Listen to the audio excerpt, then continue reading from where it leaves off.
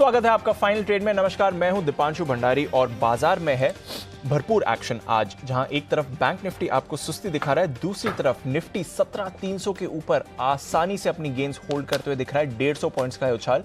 ऊंचाई से Dow futures थोड़ा फिसले हैं, बट बाजार में आज वीकली एक्सपायरी के दिन एक्शन है भरपूर। तो आइए समझते हैं इस एक्शन को और जानते हैं आगे की रणनीति। ढेरों स्टॉक्स पर भी करनी है चर्चा। अनिल जी भी हैं हमारे साथ तैयार। सर, सबसे पहले तो इस समय की बड़ी बातें क्या है ये बताइए और फिर बात करते हैं। बिल्कुल दीप, तो इस वक्त की बड़ी बात यही कि मजबूती के साथ कारोबार होता हुआ दिख रहा है। आज लीडरशिप फिर से निफ्टी से आती हुई दिख रही है। 17,300 के पार निकलकर टिकता हुआ दिख रहा है। 17,325-350 जो फाइनल टारगेट था आज के लिए वहां तक पहुंचता हुआ दिखा है। 17,340 का हाई बनाया है और अब भी मजबूती के साथ आखिरी 1.5 घंटे में जब हम जा रहे हैं। बैंक निफ्टी हालांकि मजबूत नहीं है, थोड़ा ठंडा है, इनफैक्ट लाल निशान में फिसलता हुआ दिख रहा है। तो वही 36,450 36,500 के आसपास आकर रुका है। लेकिन हाँ, इसमें कोई डाउट नहीं कि मजबूती थोड़ी कम है। कल बैंक निफ्टी की जो आउट परफॉर्मेंस हुई, आज हल्की सी नरमी में आपको नजर आएगी। सेंसेक्स देखेंगे तो मजा आ जाएगा, 500 पॉइंट ऊपर है आज के सेशन में।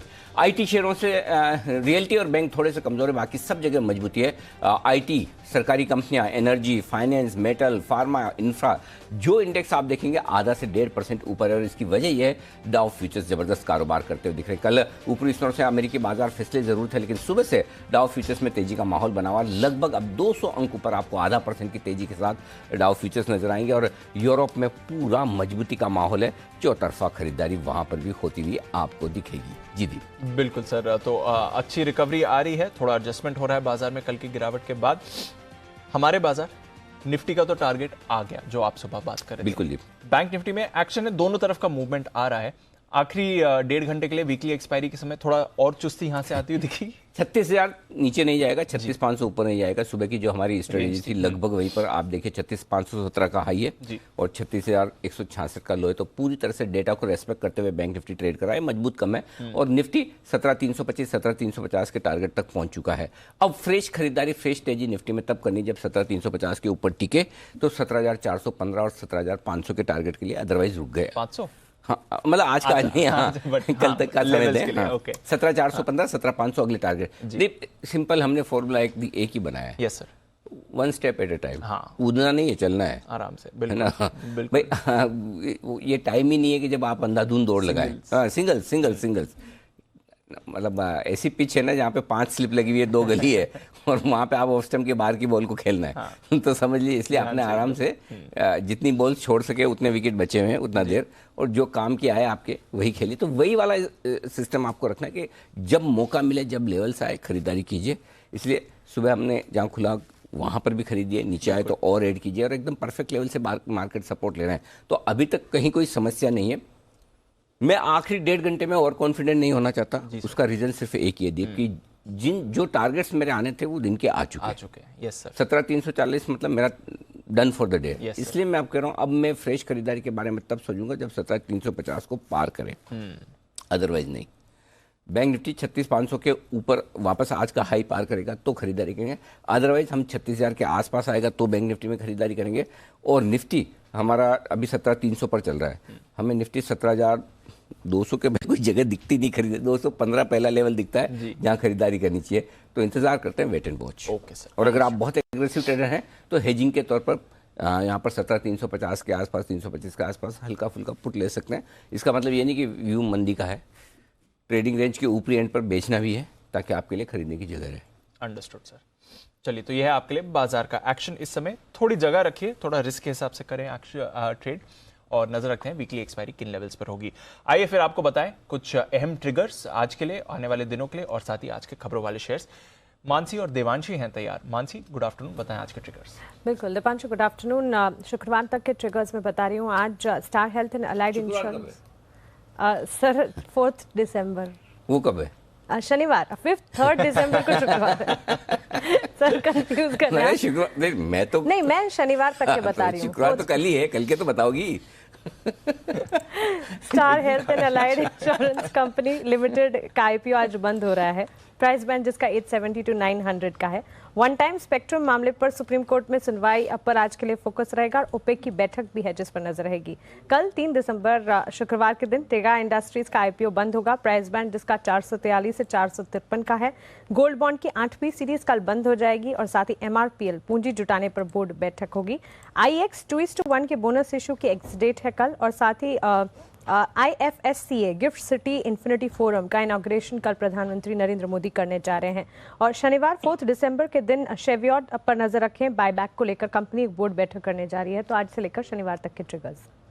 ओके, तो ये हैं आपके लिए आज से लेकर शनिवार तक के ट्रिगर्स बाजार के लिए। पर आज जो खबरें आई हैं कौन से स्टॉक्स हैं एक्शन में, जानते हैं इनके बारे में देवांशी के साथ। गुड आफ्टरनून देवांशी, बताइए। Good afternoon Deepanshu. आज सबसे पहले लुपिन पर आपको नजर रखनी है क्योंकि कंपनी ने TTP PLC UK के साथ एक करार किया है इनहेलेशन टेक्नोलॉजी के लिए। जो इनहेलर्स होते हैं इनको डेवलप करने के लिए, इसकी टेक्नोलॉजी डेवलप करने के लिए यहाँ पे करार किया है और दवा बनाने और बिक्री के लिए एक्सक्लूसिव राइट्स के लिए भी लुपिन ने करार किया है। कोस्टल कॉर्पोरेशन इस पर नजर रखे जहाँ पे एथेनॉल प्रोजेक्ट्स पर कंपनी ने काम शुरू कर दिया है। 150 करोड़ का ये मेजर प्रोजेक्ट है। सब्सिडरी जो है उसकी कोस्टल बायोटेक इस नाम से उनका जो प्रोजेक्ट है वो शुरू होता हुआ दिखा है। FY23 तक कंपनी में उत्पादन शुरू होता हुआ दिखेगा और इस पर स्टॉक मेजरली रिएक्ट करता हुआ 17% तक के गेन्स हैं। मारुति सुजुकी, अच्छी खबर है, जनवरी तक कंपनी अपने गाड़ियों के दाम बढ़ा देगी। मॉडल के आधार पर गाड़ियों की जो कीमतें हैं उसमें बढ़ोतरी होती हुई दिखेगी। जो लागत खर्च हैं वो लगातार बढ़ते हुए दिखे। इसी के चलते कंपनी भी लगातार अपनी प्राइसेस को हाइक करती हुई दिख रही है। L&T पर नजर रखिए जहां पे कंपनी ने रिन्यू पावर के साथ एक करार किया है। ग्रीन हाइड्रोजन कारोबार के लिए ये करार कंपनी ने किया है। और शुगर कंपनीज पर नजर रखिए जहां पे ISMA की तरफ से जो डेटा आया है उस पर नजर रखिए। अक्टूबर में शुगर उत्पादन बढ़ा है, 47 लाख टन पर होता हुआ दिखा है जो कि पिछली बार 43 लाख टन होता हुआ दिखा था। और GSK फार्मा पर भी नजर रखिए जहां पे कंपनी की एक दवा है उसको UK के रेगुलेटर से मंजूरी मिली है। इसके चलते इस पर नजर रखने। और ब्लॉक डील में ट्राइडेंट है जहां पे 66 लाख शेयर्स के कई सौदे होते हुए दिखे हैं। और टाटा पावर भी आज फोकस में था जहां पे करीब 14 लाख शेयरों के आज कई सौदे होते हुए दिखे। ओके, तो ये है तमाम खबरें जिन पर रहेगा आज के सेशन में। रहा है इनफैक्ट पूरा का पूरा एक्शन दिन के दौरान। बढ़ाएं इस सेक्शन को आगे। एक्सपर्ट्स का दमदार पैनल हमारे साथ है। राकेश बंसल, कुणाल सरावगी, सुमित बगड़िया साहब हमारे साथ हैं। वागले साहब आज दोपहर वाले शो में छुट्टी पर हैं। संदीप जैन साहब भी हमारे साथ जुड़ चुके हैं। श्रीकांत चौहान साहब थोड़ी देर में आएंगे और हिमांशु गुप्ता जी भी इस वक्त हमारे साथ जुड़ने की तैयारी में। इन सबके कनेक्शन चुस्त दुरुस्त हो रहे हैं। तब तक तीनों महानुभाव जुड़ चुके हैं जो आपको स्क्रीन पर नजर आ रहे हैं। आइए कुछ स्टॉक्स जहां पर एक्शन भरपूर है उस पर राय ली जाए। बंसल जी, GMR इंफ्रा आज कमाल करने की तैयारी में। सुबह 39.5 रुपये में मेरे ख्याल से रिकमेंडेशन लिस्ट में भी आया था। अब यहां से अच्छी मजबूती बनती हुई दिख रही है। क्या कुछ और तेजी कर सकेगा ये शेयर? बिल्कुल अनिल जी, स्टॉक के अंदर एक करेक्शन देखने को मिली थी 45 रुपए से। वो करेक्शन खत्म होने के संकेत हैं। 40 रुपए के ऊपर स्टॉक निकला है। एक पॉजिटिव ब्रेकआउट है, तो जिन्होंने लिया हुआ है होल्ड करें। करेक्शन पे खरीदारी की राय है और यहाँ पे ट्रेडिंग के नजरिए से पहला टारगेट 43 का बैठता है। ओके, तो यह है आपके लिए GMR इंफ्रा जहां पर आपको रखनी है नजर। बढ़िया एक्शन इस काउंटर में बनते हुए दिख रहा है। IGL, इसमें भी अच्छी खरीदारी आती हुई दिख रही है। सुबह गुजरात गैस की भी बात चल रही थी। कुणाल जी जरा IGL का चार्ट देखें। Good afternoon.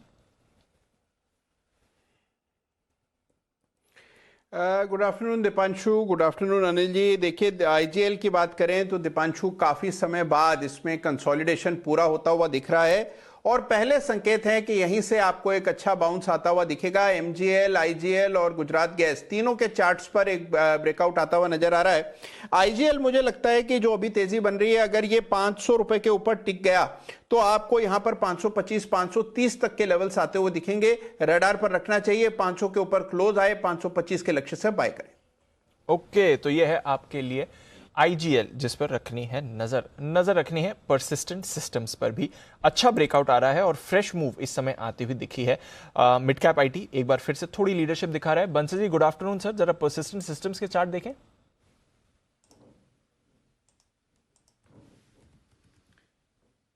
दीपांशु, बेहतरीन टेक्निकल स्ट्रक्चर है और एक काफी बढ़िया ब्रेकआउट देखने को मिला है। यहाँ पर 4350 के ऊपर एक बढ़िया वाला ब्रेकआउट देखने को मिला है।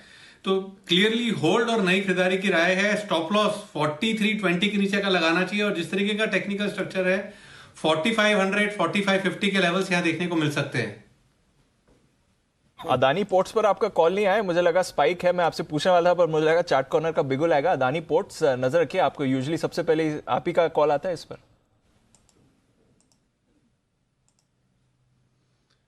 बिल्कुल दीपांशु, कॉल आता है, बट अभी तो टाइम नहीं हुआ। अभी मैं और कुणाल जी विचार विमर्श ही कर रहे थे स्टॉक के अंदर, और उससे पहले आपने प्रश्न दाग दिया, तो अभी विचार विमर्श के अंडर है अदानी पोर्ट। नहीं हुआ मतलब टाइम कैसे नहीं हुआ? बंसल जी तो दोनों 11 से 2 के बीच में क्या क्या कर रहे थे आप?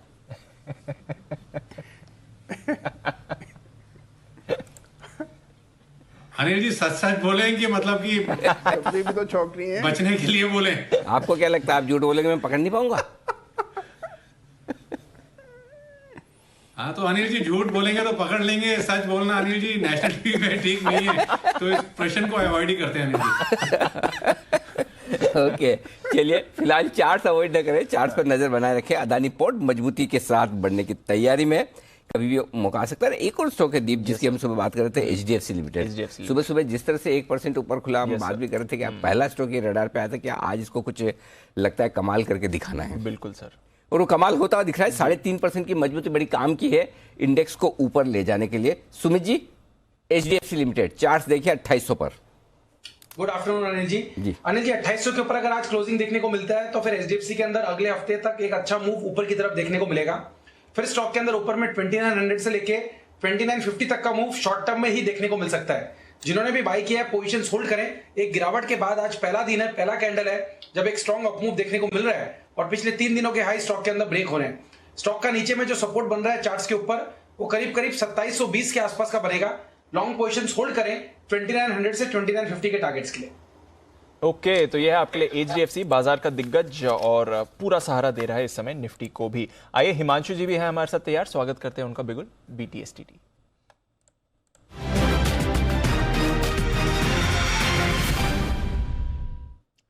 गुड आफ्टरनून हिमांशु जी, बताएं sir. Very good afternoon to you Deepanshu ji. देखिए क्लियर कट आज बाजार में जो स्ट्रेंथ है वो IT और मिड कैप IT की तरफ से आती हुई नजर आई है। हमने एक दो दिन पहले भी इसके बारे में जिक्र किया था। और एक स्टॉक जो कि मुझे यहाँ पर काफी पसंद है, जो कि बहुत बड़ी मूव दिखाने के लिए तैयार है, एक अच्छा बेस बना रहा है, वो है कोफोर्ज का। तो अगर आप दीपांशु जी इसका चार्ट देखेंगे तो यहाँ पर अगर आप देखते हैं तो यहाँ पर बेसिकली एक इन्वर्टेड हेड एंड शोल्डर बनने का प्रोसेस में है, और करंटली हम लोग एक राइट शोल्डर के फॉर्मेशन में यहाँ पर एक कंसोलिडेशन फेज में है। मुझे लगता है कि जैसे ही ये कोफोर्ज 5500 के 5550 के ऊपर निकलता है, यहाँ पर सीधा 6000 और उसके ऊपर के एक शार्प रन अप स्टॉक में आते हुए देखने को मिल सकता है। मुझे लगता है कि करंट लेवल्स पे रिस्क रिवॉर्ड यहाँ पर काफी अट्रैक्टिव है। अब वॉलेटिलिटी को देखते हुए दीपांशु जी, मुझे लगता है कि यहाँ पर इसको ट्रेड करने के लिए हम 5400 के स्ट्राइक की कॉल ऑप्शन के थ्रू यहाँ पर ट्रेड लेना चाहेंगे, जो कि लगभग 200 रुपए के आसपास अभी करंटली ट्रेड कर रही है। मुझे लगता है कि यहाँ पर आप इसको थोड़ा सा रूम दें, 155 160 रुपए के नीचे का स्टॉप लॉस लगाएं, 5400 के स्ट्राइक की कॉल ऑप्शन खरीदें कोफोर्ज की। मुझे लगता है कि यहाँ पर 250 रुपए का पहला टारगेट और 280 रुपए का दूसरा टारगेट आपको 1 से 2 दिनों में आता हुआ नजर आ सकता है। जहां तक स्पॉट लेवल्स की बात है, जैसे ही कोफोर्ज 5500 के ऊपर निकलना शुरू करेगा, एक बहुत शार्प रन अप मूव यहाँ पर 6000 के ऊपर की तरफ का आपको कोफोर्ज में आता हुआ देखने को मिल सकता है। तो कोफोर्ज पर करनी है आपको खरीदारी, और ऑप्शंस के जरिए बेहतर रहेगा ट्रेड। 5400 की कॉल खरीद कर चले 250 और 280 के टारगेट्स के लिए। ये है हिमांशु जी की राय आपके लिए इस समय। आइए जैन साहब भी हैं हमारे साथ तैयार, और जैन साहब से होटल स्टॉक्स के बारे में बात करेंगे। उससे पहले मानसी हमारे साथ तैयार बताने के लिए कि एग्जैक्टली क्या चल रहा है होटल स्टॉक्स में, क्यों रखनी चाहिए नजर, और कोरोना की स्थिति अभी आई है पर इससे पहले किस तरह का ट्रेंड बन रहा था, ये भी मानसी ने रिसर्च करी है। मानसी बताइए क्या चल रहा है यहाँ? बिल्कुल दीपांशु, देखिए एनरॉक की एक रिपोर्ट है और वो रिपोर्ट होटल ऑक्यूपेंसी को लेकर है।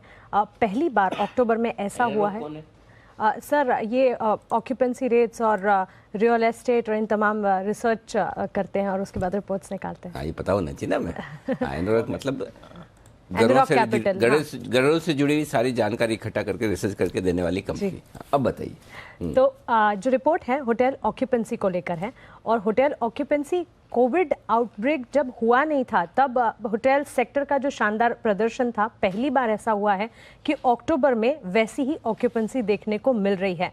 अक्टूबर महीने में होटल ऑक्यूपेंसी करीब 56 to 58% दर्ज की गई है। आपको बता दें 2019 के प्री कोविड स्तर जब सिचुएशन ठीक ठाक थी तब 61% जो सिचुएशन थी ऑक्यूपेंसी थी उसके बेहद करीब फिलहाल अक्टूबर में ऑक्यूपेंसी रेट्स देखने को मिले हैं।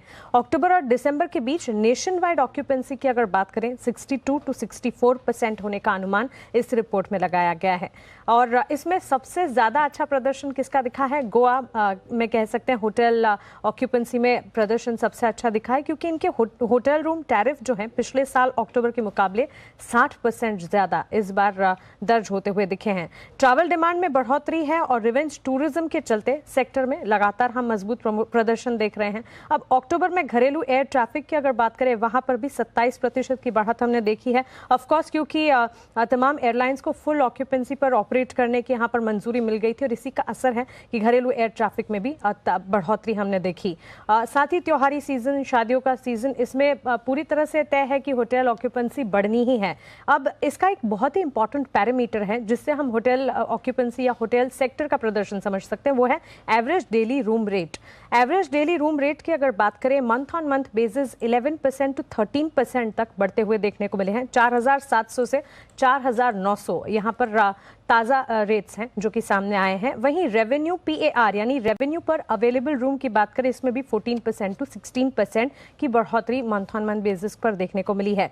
सिर्फ और सिर्फ एक कंसर्न है जो कि ताज़ा आया है, वो है नया वेरिएंट कोरोना का ओमिक्रॉन, उसका खतरा है। अब होटल सेक्टर ये मानकर चल रहा है कि इससे अगर विजिटर्स या हो सकता है कि कस्टमर्स ये सोचकर चलें कि इसकी वजह से अपने प्लान्स को डिले करना है, तो एक खतरा सामने आता हुआ दिख सकता है। ट्रैवल रेस्ट्रिक्शन अगर बढ़ते हैं तब भी खतरा देखने को मिल सकता है। और ओमिक्रॉन के खतरे या डर से अगर ट्रैवलर्स अपने ट्रैवल डिले या फिर पोस्टपोन करते हैं तब भी सिचुएशन खराब होती हुई दिख सकती है। लेकिन अदरवाइज रिपोर्ट का यही कहना है कि होटल ऑक्यूपेंसी फिलहाल जो है वो कोविड आउटब्रेक के पहले जो अच्छा प्रदर्शन था वैसी फिलहाल नजर आ रही है और जल्दी 61% जो कि सबसे अच्छा लेवल है तब तक पहुंचती हुई दिखेगी। ओके, तो प्रदर्शन अच्छा रहा है, पर अब ये नया डर आ गया और हमने देखा भी पिछले कुछ 3-4 दिनों में hotel stocks, airline stocks, tourism से जुड़े अन्य स्टॉक्स पर दबाव बनते हुए दिखाया। जैन साहब, अच्छी अपॉर्चुनिटी है इन स्टॉक्स में री एंट्री के लिए या फिर थोड़ा वेट एंड वॉच करना चाहिए, क्योंकि अभी तक इसका प्रभाव हमें नहीं मालूम है? क्या राय रखते हैं सर? नहीं, बिल्कुल प्रकोप तो हो सकता है सर्टेनली इसका, बट मुझे लगता है कि जिस तरीके से होटल की ऑक्यूपेंसी रेट्स थी वो जबरदस्त थी। मैंने इनफैक्ट वेडनेसडे को ITDC भी दिया था, मैंने रिजल्ट्स को देखा था और देख रहे हैं कि ऑक्यूपेंसी सोने पे सुहागा हो रखा है इस इंडस्ट्री के लिए। देखिए, एक तो ऑक्यूपेंसी लेवल्स बहुत अच्छे बढ़ गए हैं और दूसरे आपके जो टैरिफ रेट्स है देखने को भले वो 9 से 11% हो, ये जैसे इन्फ्लेशन का फिगर होता है, बट एक्चुअल में जहां पे आप रुकने जाते हो वो होटल्स को अगर आप कंपेयर करें पास्ट में प्री कोविड लेवल्स पे, तो 30 से 40% तक के लेवल्स में फर्क है। मैं देखता हूं, देखिए गोवा, उदयपुर, जयपुर, उदयपुर से हमारे अनिल जी है, जयपुर से मैं हूं और गोवा हमारे आशु जी जा ही रहे हैं। तो सब लोग जो ये डोमेस्टिक कंजम्पशन, डोमेस्टिक टूरिज्म और रिवेंज कंजम्पशन जो बढ़ा है उसका बहुत बड़ा पॉजिटिव इंपैक्ट इनमें पड़ा है। ठीक है, एक अभी ओमाइक्रॉन जो कि पहले वो ओमिक्रॉन बोलूंगा, सॉरी ओमिक्रॉन, आज प्रोनाउंसिएशन आज सीखा हमने न्यूज पर व्यूज में, तो मैं बोलता हूं कि इसकी वजह से एक इंपैक्ट जरूर आ सकता है। बट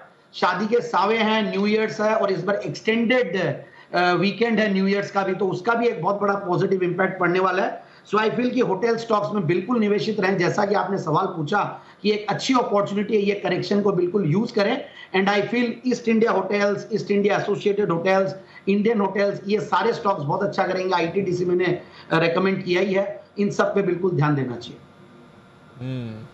तो ये है आपके लिए जैन साहब की राय। ओमिक्रॉन, ओमाइक्रॉन, आज तो ओमिक्रॉन हो गया अभी, डॉक्टर अरविंद लाल साहब ने बोल दिया, उसके बाद बात खत्म। अभी है ना, कोई इसमें कंफ्यूजन ही नहीं, ओमिक्रॉन ही कहा जाएगा।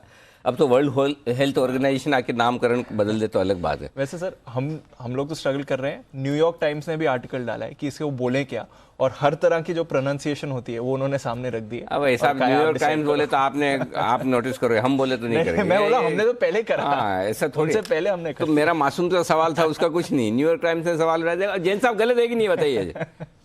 ये गलत है, ये गलत है।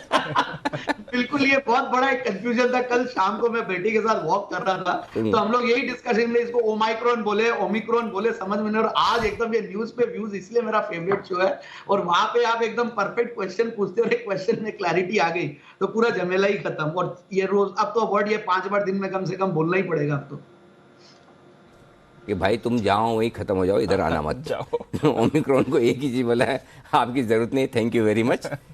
बड़ी मुश्किल से निकले हैं भाई साहब, थोड़ा बाहर घूमना फिरना शुरू किया है, उसके बाद फिर से ब्रेक मत लगा देना।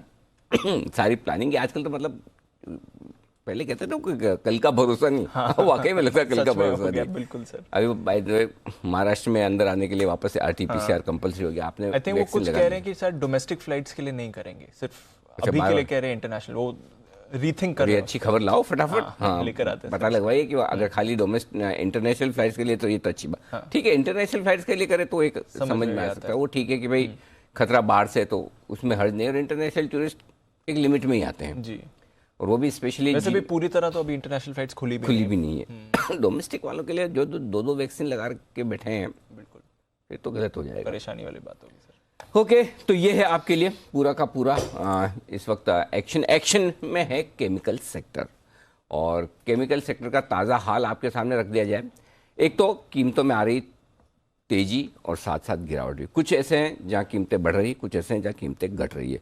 तो आशीष हमारे साथ है और आशीष से जानते हैं कि आशीष केमिकल सेक्टर में क्या क्या रिसर्च करके आया? सर पूरा प्राइस अपडेट है। इससे पहले हमने देखा था कि चाइना में स्थिति थोड़ी खराब हुई थी, कोयले की जो शॉर्टेज थी बिजली की चलते, तो वहाँ पर काफ़ी सारे प्लांट्स की जो उत्पादन क्षमता है कम हुई थी, तो बड़ा उछाल प्राइजेस में देखने को मिला था।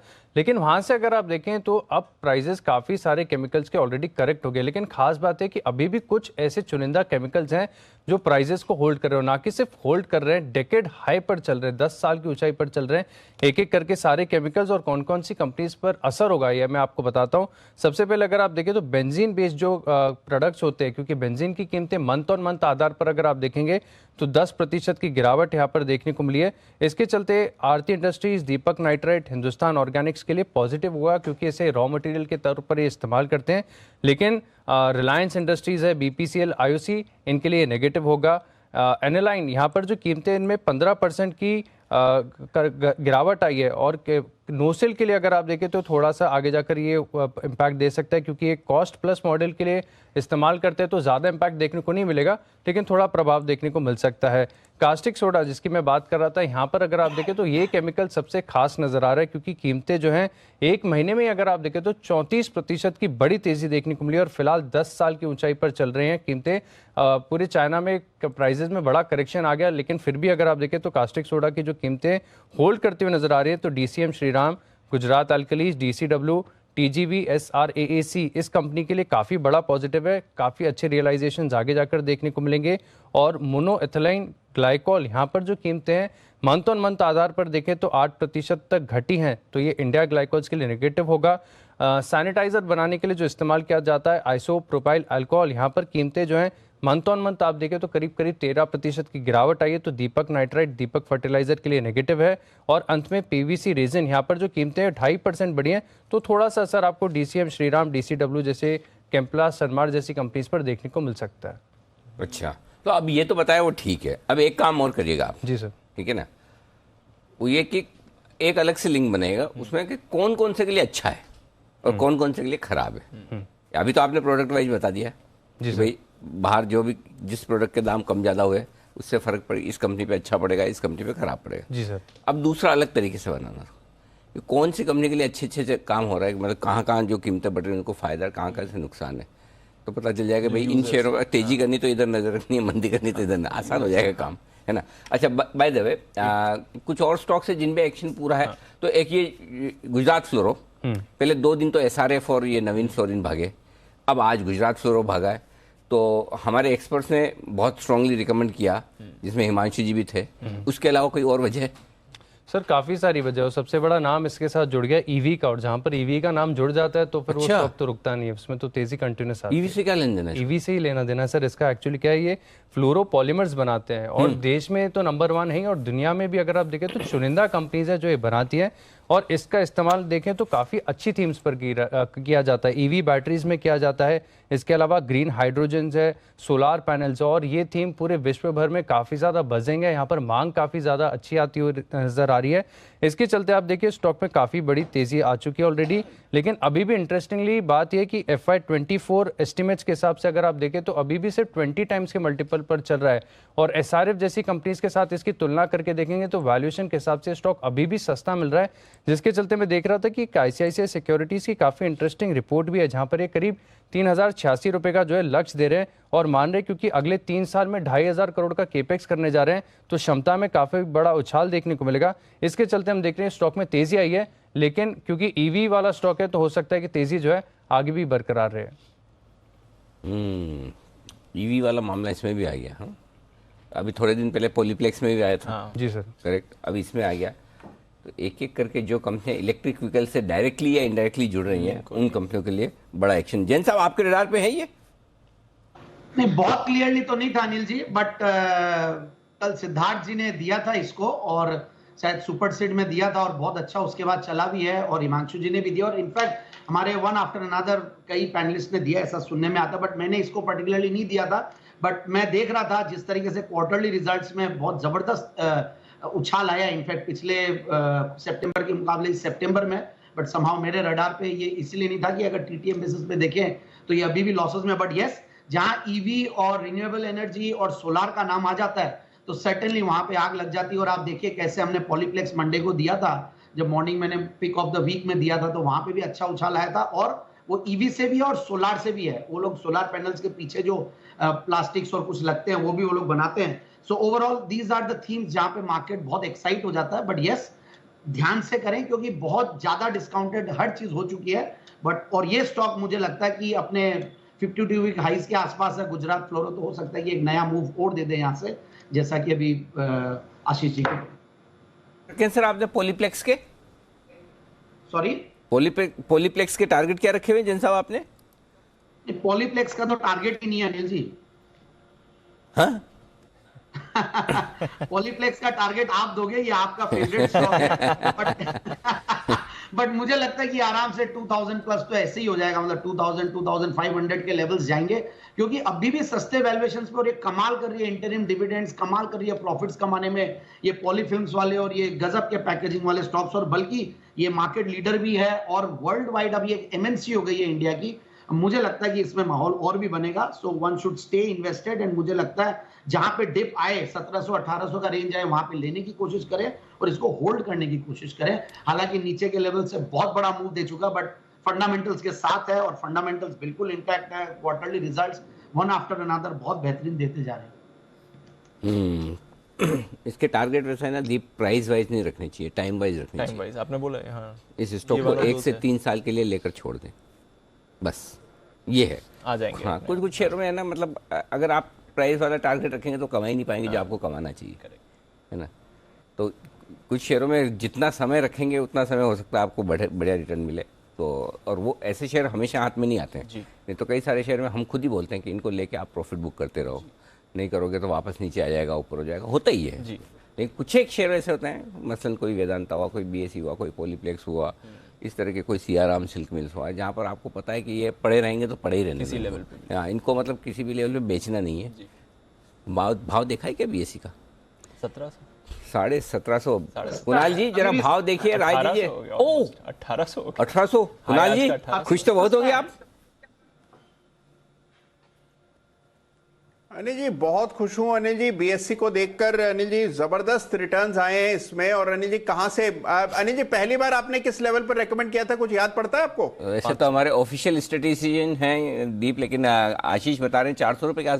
आशीष जब मालामाल वीकली करते हैं, हाँ सर, 400 रुपए के भाव, 414 CDSL 200-250 में, CDSL 414 में। वैसे CDSL भी उतनी बेहतरीन पिक थी, लेकिन BSE के नीचे दब गई, पता नहीं मतलब बाकी CDSL ने भी रिटर्न बहुत अच्छे दिए।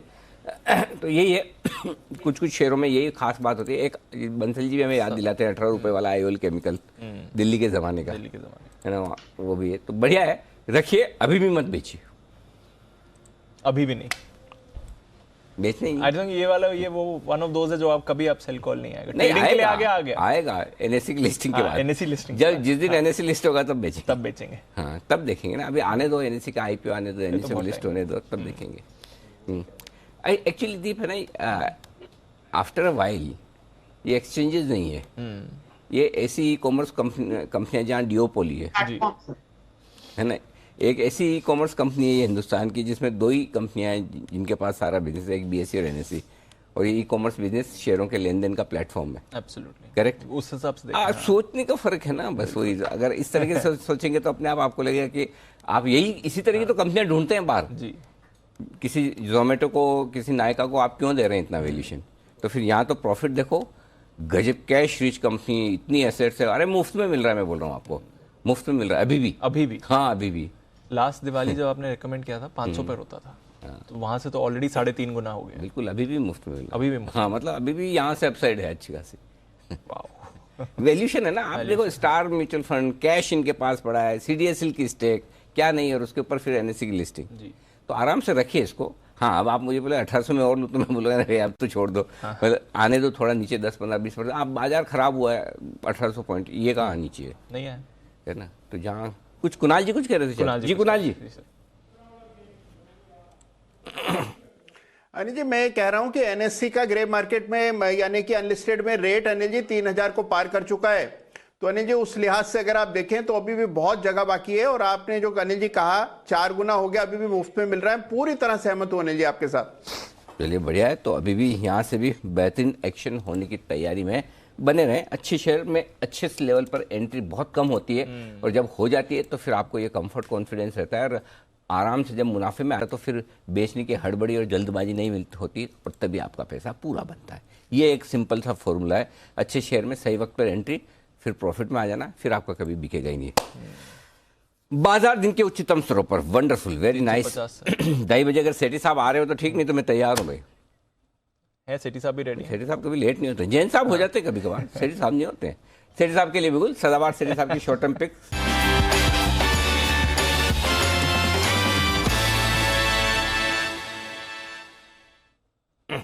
स्वागत है आपका सेठी साहब। बताएं सर, आज क्या है प्लान आज आपका?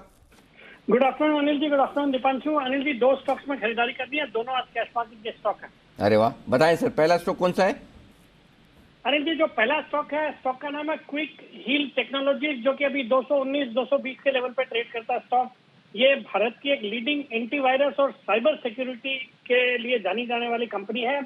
भारत के रिटेल साइबर सिक्योरिटी मार्केट में 34% का मार्केट शेयर है, और ये एक बहुत ही ग्रोइंग मार्केट है। जिस तरह से एक तो वर्क फ्रॉम होम अभी भी चालू है, और दूसरा सरकार का डिजिटल जो थ्रस्ट है उसके कारण से भी ये जो साइबर सिक्योरिटी वाली कंपनियां है काफी अच्छा कर रही है। और ये कंपनी इंटरनेशनली भी प्रेजेंट है, अराउंड 40 देशों में इनके ऑफिसेज है और वहां पे इनके काम होते हैं। फिर आप वैल्यूएशन के लिहाज से देखेंगे तो सिर्फ 14 के मल्टीपल पे ये स्टॉक ट्रेड करता है, जबकि सेक्टर का PE would be around 40। September quarter के नतीजे दमदार थे, 34 करोड़ का पैट था, जो कि क्वार्टर जून क्वार्टर में तो सिर्फ 6 करोड़ का था, और पिछले साल के सितंबर क्वार्टर से भी देखेंगे तो 28 करोड़ के सामने 34 करोड़ का पैट था। अच्छे रिटर्न रेशियोज है, return on capital employed around 20%, debt equity ratio है 0। बाकी प्रोमोटर्स की अच्छी खासी 73% की हिस्सेदारी है, कुछ भी प्लेज नहीं है, और सेक्वाया कैपिटल भी इसमें 3.62% स्टेक ओन करती है। मुझे लगता है इस स्टॉक को शॉर्ट टर्म के लिए भी खरीदना चाहिए। मेरा इसमें शॉर्ट टर्म का टारगेट है 235 का, स्टॉप लॉस है 210 रुपए का। 235 का टारगेट, 210 का स्टॉप लॉस, और ये है आपके लिए क्विक हील टेक्नोलॉजीज, यहाँ पर खरीदारी करने की राय। और सेठी साहब दूसरा स्टॉक भी बताओ आप। अली जी जो दूसरा स्टॉक है, मैं रिपीटेटिव हो रहा हूँ, कई बार रिकमेंड किया हुआ स्टॉक है। स्टॉक का नाम है फिलिप्स कार्बन ब्लैक। 226 के लेवल पे ये स्टॉक ट्रेड करता है। आरपी संजीव गोयनका ग्रुप की कंपनी है, जो कि भारत की सबसे बड़ी कार्बन ब्लैक बनाने वाली कंपनी है। जबरदस्त डिमांड है कार्बन ब्लैक की, जो कि रबर इंडस्ट्री में काम आता है, और इसके अलावा company speciality grade carbon black भी बनाती है, और हाल ही में इन्होंने एक ब्राउनफील्ड एक्सपेंशन किया है। और ये स्पेशलिटी ग्रेड कार्बन ब्लैक जैसे इसका एप्लीकेशन होता है फाइबर इंडस्ट्री, फिर प्लास्टिक्स, कोटिंग और केबल। इसके अलावा कंपनी ने ग्रीनफील्ड एक्सपेंशन भी किया है या कर रहे हैं तमिलनाडु में, तो वो सब कैपेसिटी भी अब आने वाले क्वार्टर्स में आ जाएंगे। बाकी फंडामेंटली एक सॉलिड कंपनी है, वैल्यूएशन बहुत ही सस्ते हैं। सितंबर क्वार्टर के नतीजे बहुत ही अच्छे थे, 122 करोड़ का पैट था, जो कि पिछले साल 58 करोड़ का पैट था। और हाल ही में इस कंपनी ने QIP के जरिए 400 करोड़ रुपए जुटाए, और QIP का प्राइस था 244 रुपए का, आज उसके नीचे है ये स्टॉक। और QIP में कई मार्की इन्वेस्टर्स ने इसमें हिस्सेदारी ली है। फिर प्रोमोटर्स ने भी अपनी हिस्सेदारी जून क्वार्टर में बढ़ाई है। पहले 53.6% हिस्सेदारी थी, जो बढ़ के अब 55.7% हो गई, और कल परसों भी शायद खबरें थी कि प्रोमोटर से और नया कुछ स्टेक लिया इसमें या अपना स्टेक बढ़ाया, तो वो भी एक अलग तरह का कॉन्फिडेंस देता है। फिर बाजार के दिग्गज निवेशक आशीष कचोलिया जी भी अराउंड 1.45% स्टेक ऑन करते हैं। अच्छी डिविडेंड यील्ड है, 7 रुपए का डिविडेंड देती है, तो मतलब 3-3.5% की डिविडेंड यील्ड है। बाकी फंडामेंटली एक सॉलिड कंपनी है, अच्छा बिजनेस है और इस स्टॉक पे लॉन्ग टर्म पे भी बुलिश हो, मुझे लगता है शॉर्ट टर्म के लिए भी इसको खरीदना चाहिए। 240 का इमीडिएट शॉर्ट टर्म का टारगेट है, 215 का स्टॉप लॉस। 240 का टारगेट। आप ये बोल रहे थे भी इसको आपने बार बार रिकमेंड किया है, तो बार बार इसलिए रिकमेंड किया है कि आपके टारगेट हासिल कर लेता है, या बार बार इसलिए रिकमेंड किया कि ये कभी आपके टारगेट पे पहुंचता नहीं है? नहीं अनिल जी, बार बार तो इसलिए कि ये बार बार टारगेट अचीव करता है। हाँ। तो क्या है, बाजार के थोड़े सेंटीमेंट थोड़े पुअर है, इसे तो बात करते करते टारगेट अचीव होते हैं ये। हाँ, तब फिर तो क्या समस्या है, फिर तो बोलने की जरूरत ही नहीं आपने कि बार बार करते रहो आप। इस स्टॉक को ओरिजिनली तो मैंने 80-90 रुपए के लेवल्स पे आइडेंटिफाई किया था। Correct. और अभी थोड़ी देर पहले अनिल जी सुन रहा था आप लोगों को गुजरात फ्लोरो की बात कर रहे थे जी। उस स्टॉक को भी मैंने जनवरी 2021 में 610 रुपए के लेवल पे रिकमेंड किया हुआ है, जो कि आज 2300 के भाव है गुजरात फ्लोरो के। क्या बात है, 600 रुपए वाला 2300 रुपए गुजरात फ्लोरो भी। और मेरे को ख्याल से लास्ट आपने 1600-1800 रुपए के आसपास रिकमेंड किया था सेठी साहब, अगर मुझे सही से याद है 1600 रुपए होगा गुजरात फ्लोरो। वहाँ पर भी आपके वापस रिपीट वाली रिकमेंडेशन आई थी। तो सेठी साहब बार बार अगर रिकमेंड करते हैं, इसका मतलब है कि वो बुलिश हैं और स्टॉक्स में एक्शन भरपूर होता हुआ दिख रहा है। जी दी, बिल्कुल एक्शन है भरपूर स्टॉक्स में। और सेठी साहब की तरफ से भी आपके लिए 2 बेहतरीन कैश पिक्स पर आइए। बाजार पर क्या बनानी है आपको स्ट्रैटेजी, ये जानते हैं अनिल जी के साथ।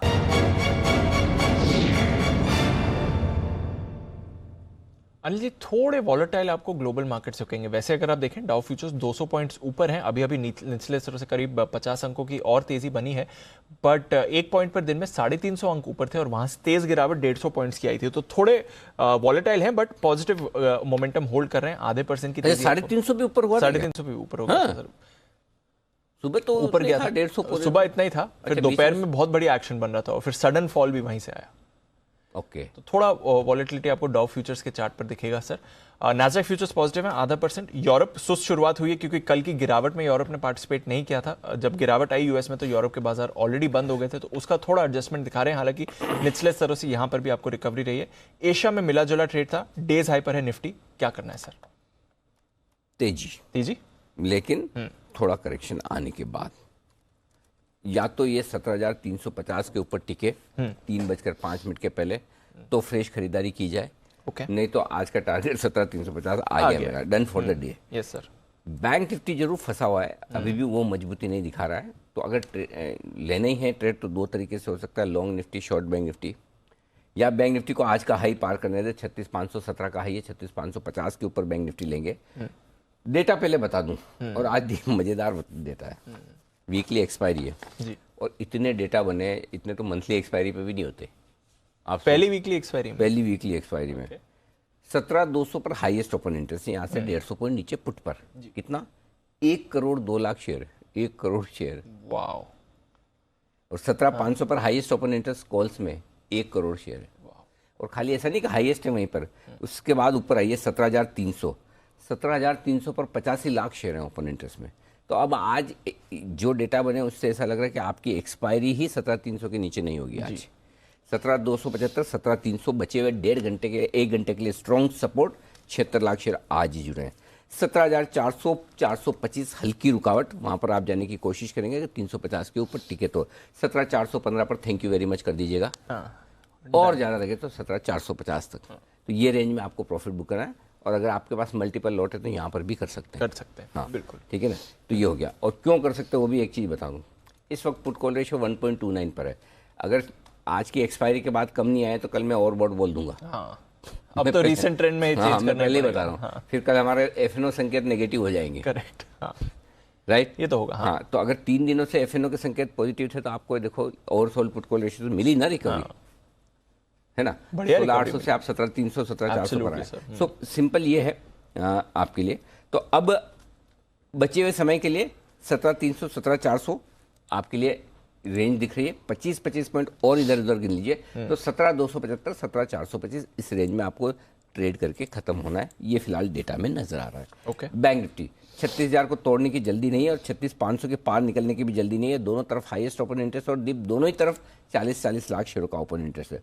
उससे पहले एक अच्छी बाधा को बैंक निफ्टी ने पार किया, भले ही कमजोर दिख रहा है, वो है 36,300।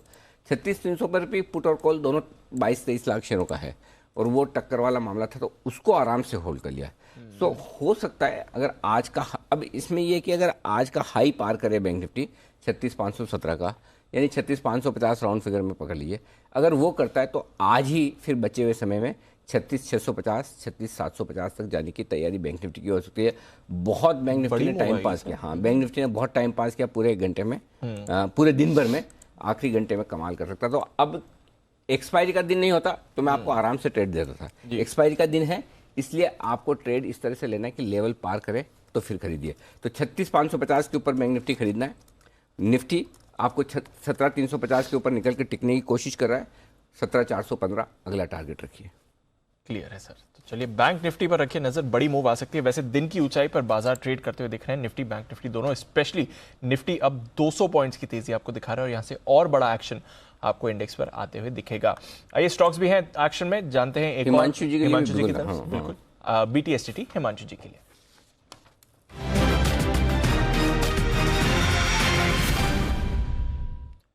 बताएं हिमांशु जी। दीपांशु जी क्लियरली देखिए आईटी स्टॉक्स ही यहाँ पर हैं जो मुझे लगता है कि काफी अच्छा फ्रंट से लीड कर रहे हैं, और FSL ये स्टॉक है जो मेरे रडार पर अब आया है।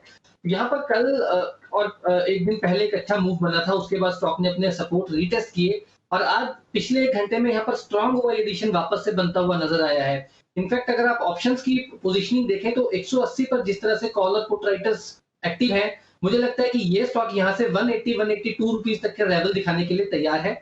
तो करंट लेवल्स पर रिस्क रिवॉर्ड अट्रैक्टिव है, मुझे लगता है FSL में खरीदारी करके चलें। 169 रुपए का स्टॉप लॉस लगाएं और यहाँ पर 182 रुपए तक के टारगेट्स आपको आते हुए नजर आ सकते हैं। तो ये है फर्स्ट सोर्स लिमिटेड, ये भी आरपीजी संजीव गोयनका ग्रुप की कंपनी है। फिलिप्स कार्बन ब्लैक के बाद क्या बात है, ग्रुप के सारे स्टॉक सेक्शन में आते हुए दिख रहे हैं, ऐसा लग रहा है। 172.50 ये है वो लेवल फ्यूचर्स का जहां खरीदारी करें। यहाँ फ्यूचर्स में आ गया है, आप भूल गए तो मैं याद दिला दूं, 180 182 ये 2 टारगेट के। जैन साहब याद है वो जमाना 40 रुपए वाला, 45 रुपए वाला, जब फर्स्ट सोर्स रिकमेंड किया करते थे। बिल्कुल अनिल जी, आपको याद है, मुझे यही अच्छा लगा। 28 रुपए, 30 रुपए, 40 रुपए, फिर 70 में भी हिम्मत करके, 75 में भी हिम्मत करके हर बार दिया, और अभी भी लगता है कि सस्ता है क्योंकि ये कंपनियां बहुत अच्छा करेंगी और बहुत अच्छी पिक है। इनफैक्ट अभी मैं देख रहा था जब से FNO में आया है, एक बार 210-12 जरूर गया, उसके बाद से नॉन स्टॉप करेक्शन दिया है, बट अब ये IT स्टॉक्स अच्छा करेंगे। जिस तरीके से डॉलर भी अब मजबूत हो रहा है, सो बिल्कुल मुझे लगता है कि स्टॉक में निवेशित रहना चाहिए और बिल्कुल निवेश करना चाहिए लेवल्स पे। अगर आप टेक्निकली भी देखो तो एकदम 200 डेमा के आसपास सपोर्ट ले रहा है, so it's a very good pick. And thank you Anil ji, आपको याद रहा। मजा आता है, मतलब कई बार देखते हैं तो, और कई बार ऐसा भी लगता है कि भाई जो चीज को आपने 28 रुपए 40 रुपए के बीच में रेकमेंड किया उसको 170 पे कैसे करें। बट यस, देखना यही है कि किस तरीके से कंपनी ग्रो कर रही है, किस तरीके से कंपनी ने अपने फंडामेंटल्स को और बेहतर किया, तो ये सारी चीजें इस कंपनी में देखने को मिलती। ओके, तो ये है आपके लिए फर्स्ट सोर्स लिमिटेड पर राय खरीदारी करने की। सुमित जी हमारे साथ तैयार है, पूरे 42 मिनट के इंतजार के बाद सुमित जी के लिए बिगुल।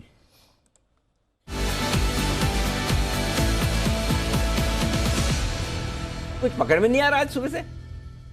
नहीं अनिल जी, मैंने स्टॉक पकड़ लिया था लेकिन बीच में कंटिन्यूसली सेठी साहब का और फिर एक के बाद एक बिगुल चल रहे थे, तो इसके लिए मेरा नंबर लेट आया है। वरना मैं तैयार बैठा था 15 मिनट से। ओहो, बताइए सर जी। तो पहला जो स्टॉक रडार पे आया अभी वो है SDFC लाइफ, 703 का अभी भाव चल रहा है। स्टॉक के अंदर मोमेंटम बना है। SDFC लाइफ यहां से ऊपर का मूव दिखाना चाहिए। स्टॉक ने 200 DMA लेवल्स ब्रेक किए हैं और आज अगर 703 के ऊपर क्लोजिंग देखने को मिल जाती है तो 715 से लेकर 725 रुपए तक का मूव SDFC लाइफ के अंदर देखने को मिल सकता है। 690 के नीचे का स्टॉप लॉस लगा के SDFC लाइफ में यहाँ पे CMP पे खरीदारी करें। 715 725 ये इमीडिएट शॉर्ट टर्म के ट्रेडिंग के टारगेट होंगे। यह है HDFC लाइफ, 690 रुपए के स्टॉप लॉस के साथ करें खरीदारी। 715 और 725 के टारगेट के लिए ये खरीदारी करने की राय। श्रीकांत चौहान साहब भी हमारे साथ जुड़ गए हैं, उनसे भी हम बातचीत करेंगे। उससे पहले ओमिक्रॉन की खबर का क्या असर पड़ रहा है टूरिज्म सेक्टर पर और हॉस्पिटैलिटी सेक्टर पर। तो मतलब टूर ट्रैवल्स, हॉस्पिटलिटी, होटल्स, ये सारे पे तो विस्तार से हमें बताने जा रहे हैं आशीष। एक एक सेक्टर को ढंग से समझाइए और बताइए क्या इम्पैक्ट, क्या असर आ रहा है। सर सेंटिमेंटली पहले ये बता दूं कि बहुत पॉजिटिव खबर है, क्योंकि 1.5 साल 2 साल पहले अगर आप देखें तो स्थिति ऐसी थी कि WHO यानी वर्ल्ड हेल्थ ऑर्गेनाइजेशन जो है सभी देशों को कहता था कि आप लॉकडाउन लगाइए, रिस्ट्रिक्शंस लगाइए और इसी के चलते आप जो है कोरोना वायरस पर विजय प्राप्त कर पाएंगे। लेकिन फिलहाल जो स्थिति है वो काफ़ी बदलती हुई नजर आ रही है और WHO ये कह रहा है कि रिस्ट्रिक्शंस लगाने से या फिर आप ट्रैवल्स को रोकने से जो है इस लड़ाई को नहीं जीता जा सकता। इसको जीतने के लिए सिर्फ एक ही माध्यम है, वो है वैक्सीनेशन, और इसी के बल पर जो है ये पैंडेमिक है वो खत्म होते हुए नजर आ सकता है।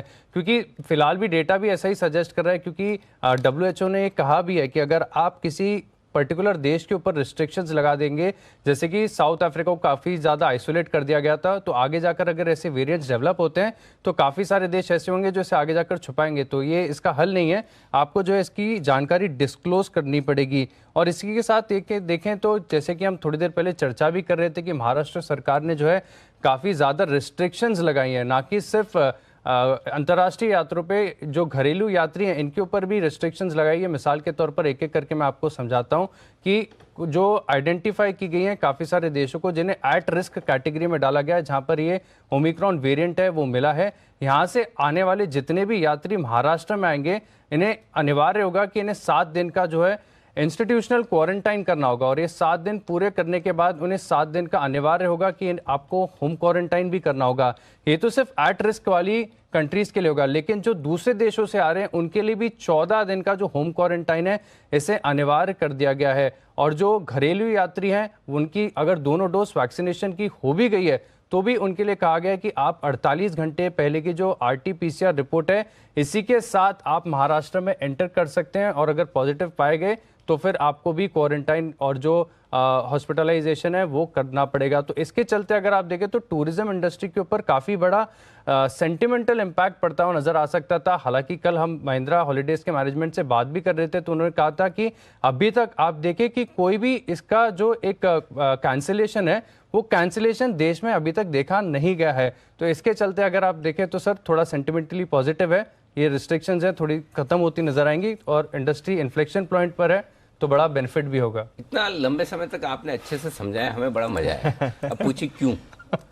क्योंकि इतनी बढ़िया बढ़िया तस्वीरें आ रही थी, मतलब ऐसा लग रहा था कि हम ही घूमने गए हैं। जी सर। इसमें बहुत सारी तो उदयपुर की भी थी, हाँ आपने देखा ही होगा। तो मतलब आप जाए ना जाए, ऐसी पिक्चर्स ऐसे लोकेशंस देख के भी तबीयत खुश हो जाती है। तो इसीलिए हमारे प्रोड्यूसर ने ये अच्छा काम किया, आशीष जी को या मुझे दिखाने के बजाय सारी है ना ये दिखा रहे। देखिए जबरदस्त लैंडस्केप की जो फोटो गजब की फोटोज है वहाँ, एक से एक।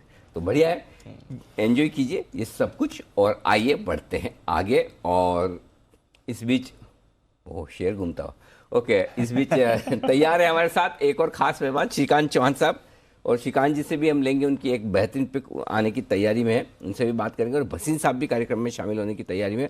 लेकिन उससे पहले एक बार जल्दी से बता दूं कि डे हाई पर निफ्टी आता हुआ 17,350 को भी पार करके टिकने की कोशिश करता हुआ दिख रहा है, और बैंक निफ्टी भी डे हाई पर फिर से आने की कोशिश करता हुआ दिख रहा है, 36,400 के पार निकलता हुआ।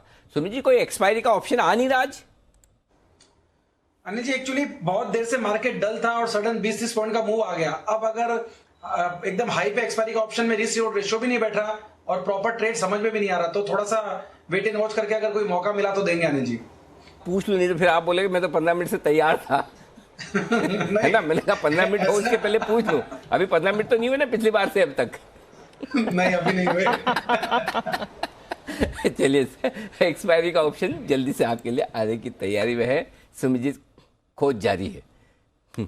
ओके, आइए मुलाकात करते हैं भसीन साहब से। भसीन के हसीन शेयर।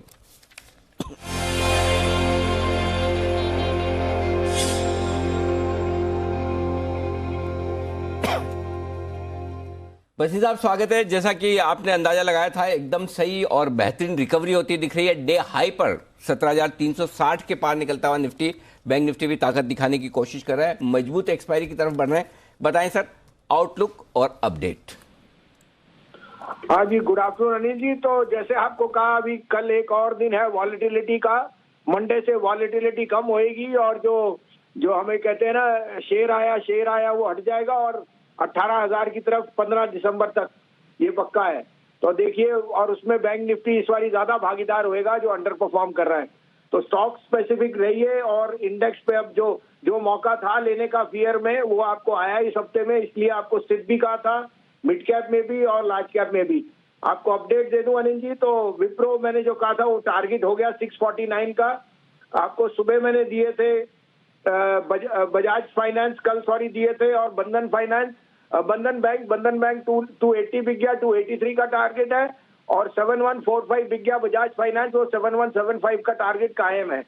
कल आज के सुबह के पिक थे L&T, वो अभी न्यू हाई मार रहा है, 1850 का टारगेट है, और IOC 123 का टारगेट है, 121 का भाव है। अब आपके लिए दो बाइज हैं। हाँ, जो कैश का कॉल दिया था अनिल जी, IRB वो सर्किट पे है, तो बने रहिए। 275 का भाव in the next 2 months is coming on the card. अब आपके लिए दो बाइज हैं, आप कहे तो मैं शुरू करूं। वायदा कारोबारी नहीं, कैश के स्टॉक्स भी जबरदस्त कमाल करते हुए दिख रहे हैं। 5% के ऊपरी सर्किट पर IRB इंफ्रा डिलीवरी लेकर छोड़ दें इन्वेस्टमेंट के लिहाज से। 270 के टारगेट के लिए बसिन साहब की सुबह खरीदारी करने की राय थी। बताएं सर, अब आज क्लोजिंग शो की पिक्स। तो अनिल जी, टेक्नोलॉजी बहुत अच्छा कर रहा है, और टेक्निकली और फंडामेंटली सबसे अच्छा लग रहा है मुझे HCL टेक। 1175-80 में लीजिए, 1152 का स्टॉप लॉस, 1215 का टारगेट। दूसरा बाय है अडानी एंटरप्राइज, 1715 से 1725 में लीजिए, stop loss of 1681, target of 1775। Okay, तो दो स्टॉक्स हैं जहां पर काम करनी है आपको खरीदारी। HCL टेक, यहां पर 1152 का स्टॉप लॉस लगाना है, और आपको 1215 के टारगेट के लिए खरीदारी करनी है। और दूसरा है अदानी एंटरप्राइजेस, यहां पर 1715-1725 की रेंज खरीदना है आपको, और नीचे का स्टॉप होगा आपका 1681 का, 1775 तक के टारगेट के लिए करनी है खरीदारी। तो दो बेहतरीन पिक्स बसिन साहब की तरफ से आपके लिए आती हुई। बहुत बहुत शुक्रिया, धन्यवाद बसिन साहब बेहतरीन पिक्स देने के लिए। कल सुबह आपसे होगी फिर मुलाकात कुछ और बेहतरीन पिक्स के साथ। इस बीच अदानी पोर्ट पर तो कुणाल जी राकेश जी का अभी तक वो आया नहीं है, लेकिन अदानी एंटरप्राइजेस पर कॉल जरूर आ चुका है। तो ये बसिन साहब की तरफ से कॉल आता हुआ अदानी एंटरप्राइजेस पर। श्रीकांत जी तैयार है बिगुल उनके लिए।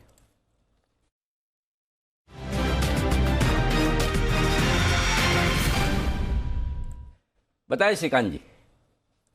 गुड आफ्टरनून अनिल जी। अनिल जी, वैसे टेक्नोलॉजी में काफ़ी सारा एक्शन है, काफ़ी सारे स्टॉक अच्छे इंपॉर्टेंट सपोर्ट से टर्न हो रहे हैं, और अगर आप सबसे बढ़िया बात अगर आप देखें तो इन सभी में करेक्टिव पैटर्न कंप्लीट हो रहा है। तो हमें लगता है कि जितना भी फोकस करना है आप टेक्नोलॉजी पे फोकस करें, और यहाँ से मुझे लगता है कि अगर मार्केट को अगर रैली करना है, जब जहाँ पे काफ़ी सारी अनसर्टेनिटी है, तो अगर चलने वाला कोई सेक्टर रहेगा तो IT रहेगा, और उसमें बिरला सॉफ्ट के ऊपर ध्यान देना है, जो 490 के करीब ट्रेड कर रहा है। यहाँ पे इसे बाय किया जा सकता है। स्टॉप लॉस हम रखेंगे 480 रुपये का, और टारगेट्स रखेंगे हम 510 और 515 के। तो काफ़ी अच्छे एक ब्रेकआउट के काफ़ी नज़दीक आ चुका है, और यहाँ से अगर ब्रेकआउट बनता है तो 510 515 के टारगेट बिरला सॉफ्ट में नजर आ रहे हैं। 510 515 दो टारगेट के लिए बिरला सॉफ्ट में करें खरीदारी। राय श्रीकांत जी की और राय सुमित जी की भी तैयार है बिगुल के साथ।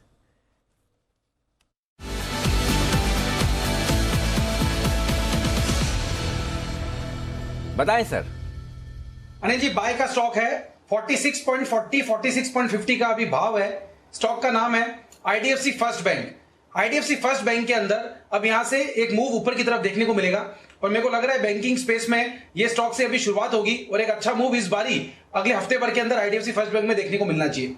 44 रुपए का नीचे में स्टॉप लॉस लगाए। IDFC फर्स्ट बैंक कल का और परसों का हाई ब्रेक कर रहा है, यहां से एक बढ़िया मूव ऊपर की तरफ देखने को मिलना चाहिए। ऊपर में 49 रुपीज का पहला टारगेट, 51 रुपए का दूसरा टारगेट। IDFC फर्स्ट बैंक में खरीदारी करके चलने का सलाह रहेगा, 44 के स्टॉप लॉस से 49 से 51 के टारगेट्स के लिए। IDFC फर्स्ट सुमित जी का एक फेवरेट स्टॉक, और फिर से चलने के लिए है तैयार। सुमित जी, आप है ना जो कर रहे हो वही करते रहो। आई लेटर पर फोकस, जो सुबह आपने ITC पर फोकस किया, देखा ITC मतलब ITC 2 रुपए अगर चल रहा है ना, तो आप यकीन मानिए इसमें आपको 20 रुपए के बराबर की क्रेडिट दी जाएगी। देखो वो आजकल वो बनता है ना, टीम बनती है ना IPL के मैचों में, तो हर एक प्लेयर में वो पॉइंट मिलता है। आपने बहुत अच्छा प्लेयर लिया, उतना वो खेला, तो उससे तो एक्सपेक्टेड ही है भाई, बिल्कुल उसके पैसे भी वैसे लग रहे हैं ना। तो अगर मतलब अगर आप समझो किससे कंपेयर करना चाहिए, फॉर एग्जाम्पल अजिंक्य रहाणे। नहीं ITC की कोई ऐसा स्टॉक जैसे बताओ। अभी आज जैसा आपका JSW स्टील फॉर एग्जाम्पल वो 5% चले और ITC 2 रुपए चले तो बराबर माना जाएगा। तो आपको बहुत सारे पॉइंट मिलते हैं, ढेर सारे। सुमित जी, ITC को चुनने के लिए और 2 से 3 रुपए की जो ITC की बढ़त है उसके लिए आपको बधाई, मजबूती हो रही है भाई, क्या बात। बिल्कुल, ITC बहुत डेज हाई पर है बल्कि। जी सुमित जी, बहुत बहुत शुक्रिया अनिल जी, बहुत बहुत धन्यवाद। और अनिल जी, ITC अभी जस्ट शुरुआत कर रहा है, अगले 3 से 4 दिन के अंदर ये आज 2 रुपए का मूव आया है, 10 से 15 रुपए का मूव इस बारी देखने को मिलना चाहिए। करेक्शन के बाद आज पहला दिन है, शुरुआत कर रहा है, तो एक अच्छा मूव यहां से देखने को मिलना चाहिए। ओके, तो बिल्कुल आपके मुंह में घी शक्कर का मिक्सचर। 3 से 4 दिन बाद आपसे फिर मुलाकात होगी, मतलब कल भी होगी। आप ऐसा सीधा 4 दिन बाद मत आइएगा कि आपने बोला था 3 से 4 दिनों बाद आपसे मुलाकात होगी ITC को लेकर भी। लेकिन तब तक ITC में तेजी का रुझान बनाए रखें, IDFC फर्स्ट बैंक भी खरीदें, ये राय सुमित जी की तरफ से आती हुई दिख रही है अब। ओके, जैन साहब, आपको भी पसंद है क्या ये IDFC first bank, idea, Indus tower या इस तरह के, मतलब ये सारे जो टेलीकॉम से जुड़े हुए, अब टेलीकॉम तो सारे चल गए, अब और क्या खरीदे? तो लोग सब दूसरा उधर सोच रहे हैं कि ये ले लें वो ले लें, आप कुछ खरीदना चाहते हैं? नहीं, बिल्कुल, देखिए आइडिया सर्टेनली अच्छा लगता था, बट जिस तरीके का उसमें वॉलेटिलिटी है, लॉन्ग टर्म के लिए कैश मार्केट में ले तो ठीक है, FNO में लेते हैं तो ऊपर नीचे हो जाता है BP। और कल एक अच्छा खासा मूव दे चुका, और हमारे चैनल पे तो लोगों ने रेकमेंड भी किया, हमारे चैनल पे शायद कुणाल जी और राकेश जी का तो खास है ही है ये स्टॉक। दूसरा आज इंडस टावर्स, यस, बहुत अच्छे लेवल्स पे था और आपने भी इसको रेकमेंड किया। IDFC फर्स्ट समहाउ मुझे अच्छा लगता है, क्योंकि बट मैंने रेकमेंड नहीं किया। मतलब आपने बहुत सही क्वेश्चन पूछा और मुझे लगता है कि आपको शायद जवाब अंदर से पता था। मैं जनरली इन स्टॉक्स को रेकमेंड नहीं करता, बट यस, ट्रैक पूरा करते हैं, बताते पूरा है, क्लाइंट्स भी पूछते हैं। तो IDFC फर्स्ट समहाउ, जो बजाज फाइनेंस का जो एक फोर्टे है, वैसे IDFC फर्स्ट है जो कि कैपिटल फर्स्ट हुआ करता था और फिर उसके बाद ये हुआ। तो इनका जो ये जो भी एक फास्ट मूविंग कंज्यूमर गुड्स है और वाइट गुड्स है, इनकी जो फाइनेंसिंग है उसमें जो पकड़ है इनकी, और फिर इन्होंने जो ये क्रेडिट कार्ड का एक नया मूव लाया, और फिर मैं न्यूज पर व्यूज पे सुन रहा था वैद्यनाथन जी को, तभी भी और कॉन्फिडेंस आया। तो लेवल्स अच्छे हैं, बट लॉन्ग टर्म के लिए लेना पड़ेगा। ये सब स्टॉक एक बार ट्रेडिंग बेट के लिए तो फास्ट मूव देते ही हैं, बट अगर लॉन्ग टर्म के लिए कोई निवेशित रहेगा तो बिल्कुल ये लेवल्स बहुत अट्रैक्टिव। और सुमित जी तो I think one of the very first analyst होंगे जो जब खराब दिन थे बैंक्स के, तभी भी स्टॉक को रेकमेंड करते हुए आ रहे हैं। So I feel one should certainly buy, yes. बाकी ITC, आई में सबसे फेवरेट स्टॉक मेरा ITC है, तो बिल्कुल लेना चाहिए। लेवल्स बहुत बढ़िया है, 218, 217 बहुत स्ट्रॉन्ग सपोर्ट है, खोने को बहुत कम है, और बिल्कुल ITC को खरीदेंगे। तो ये है आपके लिए ITC पर खरीदारी करने की राय जैन साहब की तरफ से आती हुई दिख रही है। आइए बढ़े आगे, कुछ और बेहतरीन पिक्स, और कुणाल जी और राकेश जी आपको पिक ऑफ द डे देने की तैयारी में, लेकिन उससे पहले एक और बड़ी और इंटरेस्टिंग इंटरव्यू की डिटेल मैं आपको बता दूं। बाजार ही नहीं बल्कि इकोनॉमी के लिहाज से भी आपको एक बड़ी इंटरेस्टिंग खबर हम बताने जा रहे हैं, और वो है राजस्व सचिव यानी कि रेवेन्यू सेक्रेटरी तरुण बजाज साहब की तरफ से। उन्होंने भरोसा दिलाया कि सरकार लॉकडाउन जैसा कोई कदम नहीं उठाएगी और ऐसा कोई प्लान भी नहीं, दूर दूर तक सोच भी नहीं रहे हैं। जी बिजनेस के एग्जीक्यूटिव एडिटर स्वाति खंडेलवाल से उन्होंने की एक्सक्लूसिव बातचीत। पहले आइए उसका एक छोटा सा अंश सुनिए, पूरा इंटरव्यू शाम को 7 बजे आपको सुनने को मिलेगा। तो पहले सुन लीजिए क्या कहा है उन्होंने। सबसे पहले सर, GST कलेक्शंस के लिए बधाई। I think in a difficult year हम देख रहे हैं लगातार month on month GST numbers are going up. अगर मैं एवरेज देखूं तो 1.15 लाख करोड़ पर मंथ हमें इस बार कलेक्शंस आ रहे हैं। क्या ये मोमेंटम कंटिन्यू रहेगा, और you think there could be some headwinds here? I think ये मोमेंटम रहना चाहिए। इकोनॉमी ग्रो कर रही है, हमारा कंप्लायंसेस भी इम्प्रूव हो रही हैं, और हम हर महीने देख रहे हैं कि हम लगभग 25% पिछले साल से ज़्यादा हैं। तो मुझे लगता है ये जारी रहेगा। हाँ, हमें केयरफुल रहना है, एक नया वायरस का थ्रेट है, तो अगर इकोनॉमी हमारी खुली रहेगी, इकोनॉमी चलती रहेगी, जो कि उम्मीद है कि चलती रहेगी, हम उसको बंद नहीं करेंगे जैसा कि पहली बार हमने किया था। दूसरी बार जब आया था वायरस हमने ऐसा कोई कदम नहीं उठाया था। तो मुझे लगता है कि अब जो रन रेट है वो 1.15 से 1.20 हमारा रहना चाहिए over the period of the next 12 months. Okay, तो ये पूरा इंटरव्यू शाम 6:56 यानी कि राउंड फिगर में 7 बजे आप देख सकते हैं, सिर्फ और सिर्फ जी बिजनेस पर। आइए एक और खबर आपको बता दी जाए। आनंद राठी वेल्थ का IPO पूरा बढ़ चुका है, पहले दिन इशू पार लग चुका है। अभी अगले 2 दिन और खुला है, यानी कि कल भी और सोमवार को भी। हमारी राय छोटे लिस्टिंग गेन और लंबी अवधि दोनों के लिए लगाएं आनंद राठी वेल्थ के आईपीओ में पैसा। रेस्पॉन्स पहले दिन उत्साहजनक। अभी तो स्टार हेल्थ तो अभी भी स्ट्रगल कर रहा है। स्टार हेल्थ आखिरी दिन है आज, आई थिंक 65% अभी भी 65% जब मैंने लास्ट देखा था सर। बढ़ तो जाएगा ही, बढ़ तो जाएगा। राकेश जी की 17.5% स्टेक है, कैसे नहीं बढ़ेगा? बढ़ तो जाएगा, लेकिन थोड़ा धक्का चाहिए एंड में। मर्सिडीज BMW को धक्का लगाने जैसा वाला मामला हो गया वैसा है। तो चलिए ये है आपके लिए, लेकिन इस बीच आइए बैक टू बैक 2 बिगुल है। पहला है हिमांशु जी के लिए और उसके बाद श्रीकांत जी के लिए। तो पहले हिमांशु जी के लिए बिगुल BTST का।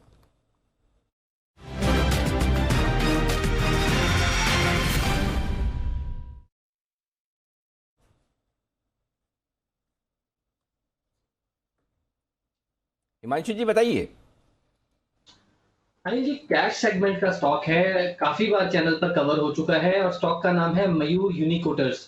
अनिल जी, बहुत ही शानदार यहाँ पर कप एंड हैंडल फॉर्मेशन का ब्रेकआउट विजिबल है और मुझे लगता है कि ये स्टॉक का जो यहाँ से ब्रेकआउट आया है, ये ना केवल एक आध दिन के लिहाज से बल्कि अब आपको शॉर्ट टर्म के पर्सपेक्टिव से स्टॉक को अप्रोच करना चाहिए। मेरा कंजर्वेटिव साइड यहाँ पर पहला टारगेट 545 रुपए का है और उसके बाद थोड़ा सा अगर पोजिशनली इसको होल्ड किया जाए तो 600 रुपए तक के टारगेट्स मयूर यूनिकोटर्स में आते हुए नजर आ सकते हैं। अनिल जी देखिए, क्लियर कट इस बाजार, इस वीकनेस के माहौल में जो स्टॉक्स अपनी 52 वीक्स हाई या लाइफ टाइम के आसपास हैं, पहली बात उनमें अपने आप में ही स्ट्रेंथ है और उसके बाद उस कंसोलिडेशन का अगर ब्रेकआउट आता हुआ नजर आ रहा है तो हम देख रहे हैं कि बहुत जबरदस्त फॉलो बाइंग उन स्टॉक्स में देखने को मिल रही है। तो मुझे लगता है मयूर यूनिकोटर्स में खरीदारी करें। करंट लेवल्स पर कोई भी डिप मिलता है 500 रुपए के आसपास, वहां पर भी स्टॉक को ऐड करें। 545 रुपए का पहला टारगेट, 600 रुपए तक का नियर टर्म टारगेट इस स्टॉक में मेरी तरफ से रिकमेंडेशन रहेगी। 480 रुपए के नीचे का यहाँ पर मैं एक स्टॉप लॉस सजेस्ट करूंगा। मयूर यूनिकोटर्स इस पर है खरीदारी की राय और 600 के टारगेट्स के लिए आप यहाँ पर खरीदारी कर सकते हैं। पसंद है हिमांशु जी को। आइए देखते हैं श्रीकांत जी को कौन सा स्टॉक है पसंद। बिगुल PTST।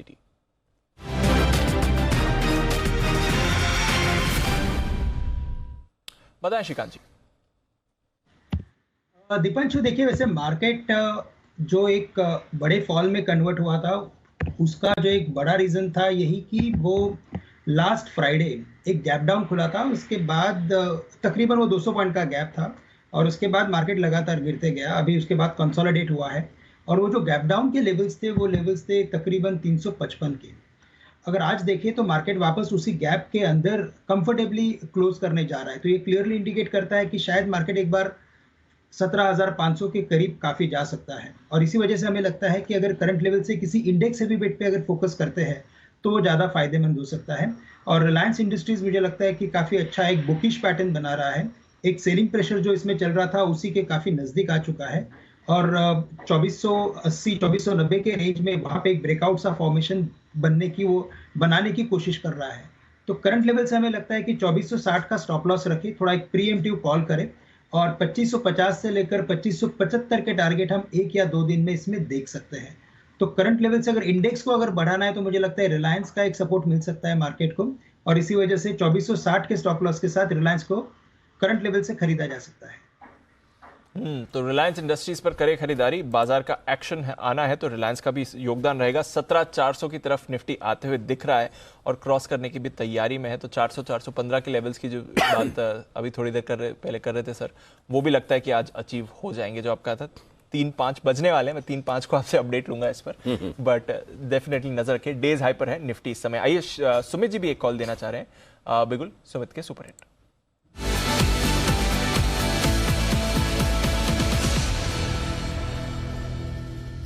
बताएं सुमित जी। दीपांशु, एक और एक आई लेटर का स्टॉक, ये स्टॉक के अंदर बुलिश ब्रेकआउट आ चुका है। स्टॉक के नाम में है बुल और स्टॉक का नाम है आईबुल। आईबुल हाउसिंग फाइनेंस। ये स्टॉक बैन में है लेकिन कैश के अंदर इसमें खरीदारी करें।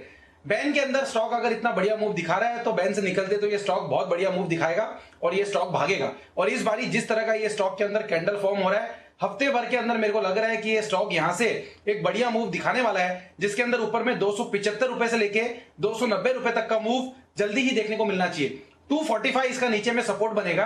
245 का स्टॉप लॉस लगा के खरीदारी करें। 275 और 290 ये पोजिशन टारगेट है। हफ्ते भर के अंदर मेरे को लग रहा है जिस तरह का कैंडल फॉर्म हो रहा है, जल्दी ये लेवल ऊपर में देखने को मिलेंगे। खरीदारी करके चलने का सलाह रहेगा आईबुल हाउसिंग फाइनेंस के अंदर। ओके, आईबुल हाउसिंग फाइनेंस, यहाँ पर खरीदारी करने की राय, 245 का लगाया स्टॉप लॉस, 275 290 के टारगेट के लिए। बैन में कर रहा है कमाल, जाहिर सी बात है बाहर निकलेगा तो और, लेकिन निकलेगा कि नहीं निकलेगा?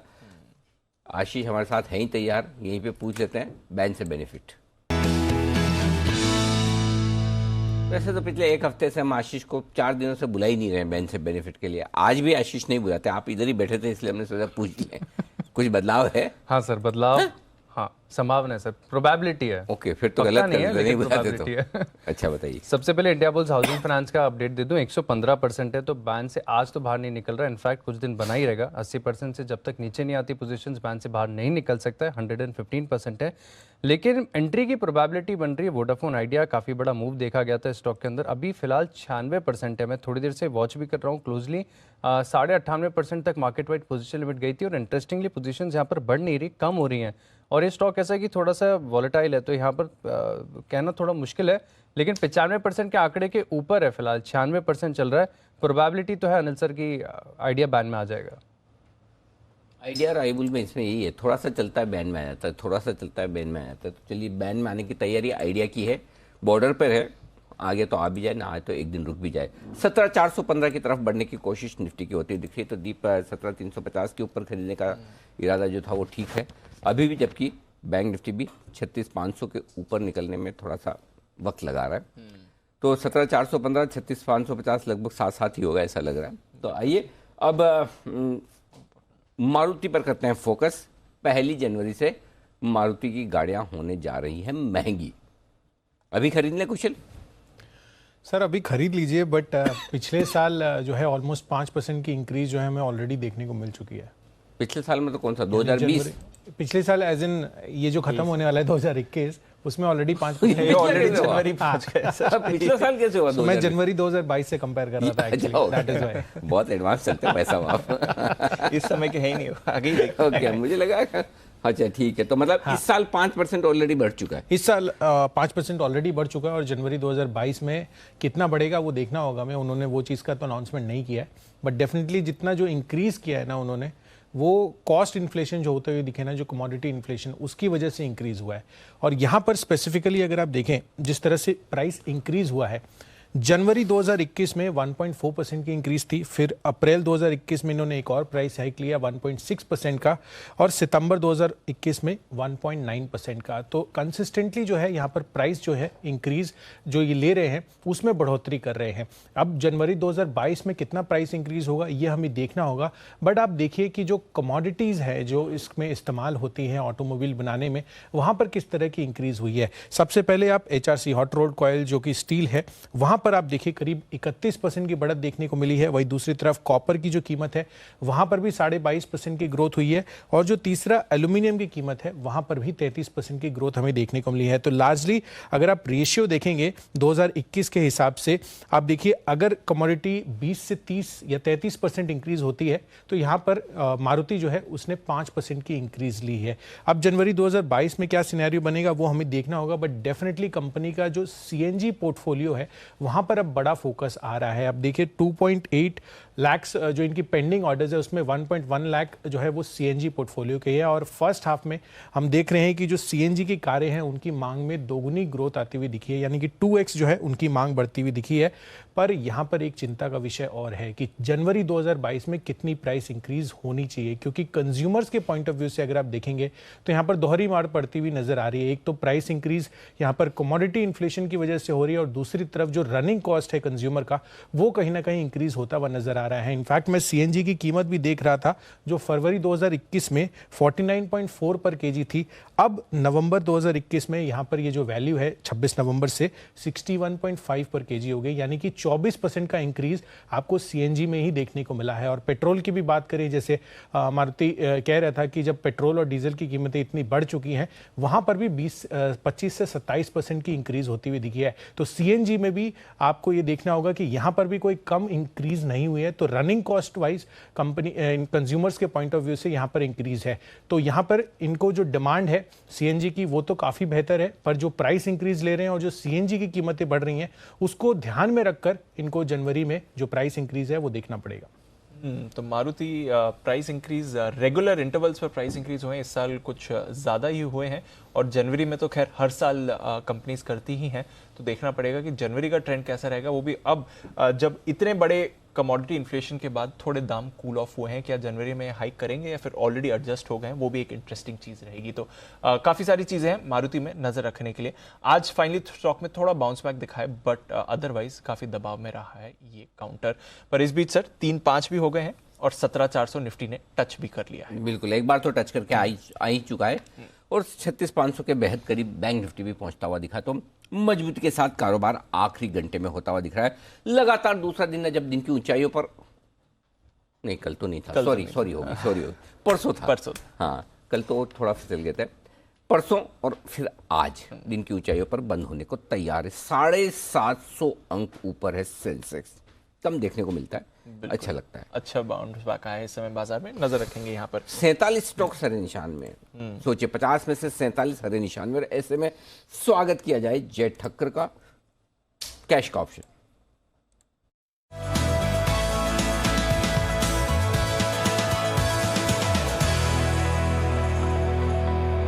बताएं जय, निफ्टी 17,150 वाला कॉल ऑप्शन, 302 340 अगले हफ्ते वाला स्टेटस। अनिल जी अनिल जी पूरा प्रॉफिट बुक कर लेना चाहिए अनिल जी। वहां पे सारे टारगेट्स हमारे आ चुके हैं। 17,150 का जो कॉल ऑप्शन दिया था अनिल जी, अभी जो फिलहाल ट्रेड कर रहा है ये 312 पे ट्रेड कर रहा है अनिल जी। 326 का लगभग इसने हाई लगाया अनिल जी, तो यहाँ पे प्रॉफिट्स बुक करने चाहिए पूरे के पूरे। और अनिल जी एक फ्रेश रिकमेंडेशन में दूंगा निफ्टी पर ही, सो वहां पे पोजीशंस बना सकते हैं अनिल जी। तो बताओ फ्रेश अब नया क्या करना है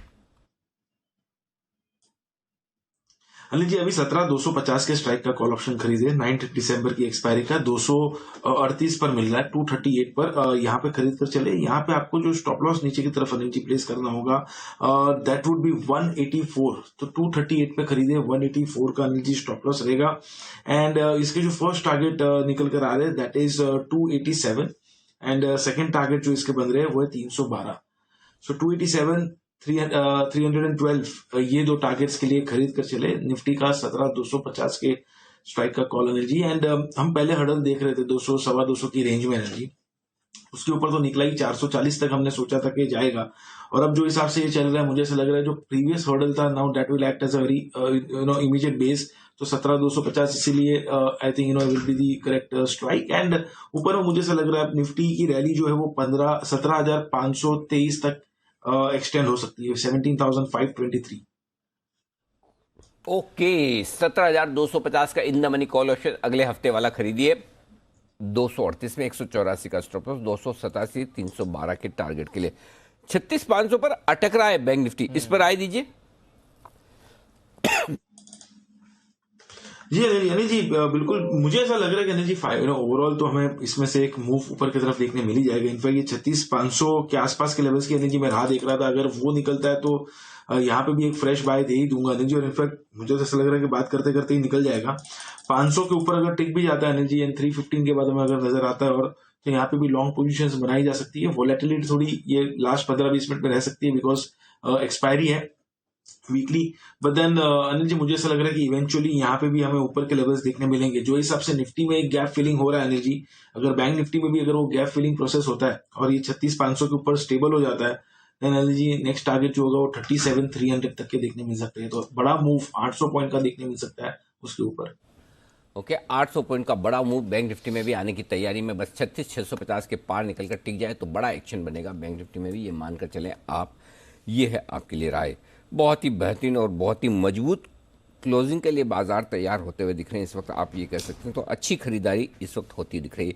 इसी खरीदारी में कुछ और स्टॉक्स हैं जहां पर बड़ा एक्शन बनता हुआ दिख रहा है। आज कैश मार्केट के स्टॉक्स दमदार एक्शन में है। एपेक्स फ्रोजन फूड 20% का ऊपरी सर्किट है। कोस्टल कॉर्पोरेशन 13% ऊपर है, यानी कि ये कौन से वाले हुए ना, ये श्रिम्स ही बनाते नहीं है, नॉन वेजिटेरियन वाले। हाँ, झींगा जैन साहब से पूछूं? अवॉइड करेंगे सर। जैन साहब श्रिम्स अवॉइड करेंगे आप? मैं कल परसों ही किसी को बता रहा था कि आजकल अच्छा है कि आजकल ये सवाल नहीं पूछे जाते हैं, तो आज ही आपने पूछ लिया। मैं नहीं एक्चुअली ट्रैक नहीं करता very frankly Anil ji, and I will not be able to take a call. Professionally दो मुझे करना चाहिए, बट समहाउ पता नहीं जिस चीज को नहीं समझते तो उसको नहीं देते हैं। तो श्रिम्प्स मैं तो अवॉइड करता ही हूँ, करने की भी राय देता हूँ। और बाकी आज apex frozen food, coastal corporation मुझे याद है जून की 2 तारीख को आपने जो 3 हॉट स्टॉक्स दिए थे बर्थडे पिक्स में से, एक ये और एक BLS इंटरनेशनल था, तीसरा ध्यान नहीं आ रहा, बट वो उस दिन सर्किट लगा था और उसके बाद से नॉन स्टॉप चल रहा है। बट यस, मुझे बहुत ज्यादा आइडिया नहीं है इससे। एक और स्टॉक है RPP इंफ्रा, ये भी हमारा रिकमेंडेशन लिस्ट में रहा हुआ स्टॉक। 20% SIP स्टॉक था, 20% ऊपर। BSE 1900 रुपये के आसपास पहुंचता हुआ 1895 का हाई बनाकर अब 1870 पर ट्रेड करता हुआ दिख रहा है। तो जो मजबूत है वो बेहद मजबूत है। मोंटे कार्लो एक और स्टॉक है, यहाँ पर रिकमेंडेशन 200 रुपये के आसपास है, 10% का ऊपरी सर्किट 600 रुपये पर मोंटे कार्लो। जैन साहब, इस पर आपकी भी राय दीजिए। आपने जैन साहब और सेठी साहब दोनों ने इसे कई बार रिकमेंड किया है। सर्दियों के सीजन के हिसाब से ठीक है ये शेयर? बिल्कुल बिल्कुल सर, इस बार तो थोड़ी सर्दी भी ज्यादा है, राजस्थान में तो देखने को मिल ही रहा है। और मुझे लगता है कि ये स्टॉक अच्छा करेगा, अच्छा खासा करेक्टेड है, सर्किट लगा हुआ है। और ये जितने भी जो कैलकाटा बेस्ड ये जो होजेरी वाले स्टॉक्स है, इनका भी ये स्टॉक्स भी चलेंगे। एंड KKCL है, केवल किरण क्लोथिंग, वो बहुत बढ़िया लेवल्स पे लग रहा है। फिर सियाराम सिल्क मिल्स, ये बहुत बढ़िया लग रहा है। सो ओवरऑल ये स्टॉक्स अच्छे हैं, इनमें स्कोप बहुत है। अभी भी नीचे के लेवल से भले ये डबल हो गए हो, बट अभी भी अगर आप इनके 2018 वाले और पहले वाले हाइज देखें, बहुत बड़े बड़े करेक्शंस देखने को मिले हैं। So I think all the stocks will do well. Omni channel और डिस्ट्रीब्यूशन चैनल्स और जिस तरीके से ऑनलाइन ऑफलाइन दोनों है इनका, क्योंकि जो ऑनलाइन वाले उनको भी ऑफलाइन में आना, ये तो पहले से ही ऑफलाइन में, अब ऑनलाइन की तरफ इन लोगों ने भी अपने प्रेजेंस को बहुत बढ़ाया है। तो मुझे लगता है बिल्कुल ये स्टॉक्स में हमने जैन साहब के जेम्स में दिया ही है, ये सारे one after the another. And I am very bullish on the sector. Textiles, readymades, इन सब पे बहुत बुलिश हूँ। बिल्कुल, तो टेक्सटाइल्स पे तो जैन साहब बुलिश हैं। एक और स्टॉक जो जैन साहब क्लोजली ट्रैक करते हैं, उस पर भी थोड़ी देर में उनसे एक राय लेंगे। और जो बात कर रहे थे अनिल जी, जैन साहब बर्थडे पिक्स की, तीसरा स्टॉक उस दिन सेंचुरी एन का था, जिसने सर्किट भी लगाया था रिकमेंडेशन के बाद। तो उस पर एक बड़ा उछाल आया था और 500 तक के टारगेट दिए थे जो हिट भी हुए, फिर थोड़ा मुनाफा वसूली भी उसमें आपको आती हुई दिखी। आइए एक बिगुल सुमित जी के लिए, सुमित के super hit.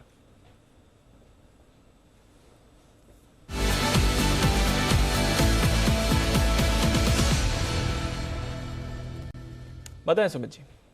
Deepanshu, IDFC first के बाद जो सेकंड स्टॉक आया है वो भी बैंकिंग है और स्टॉक भी आई से है।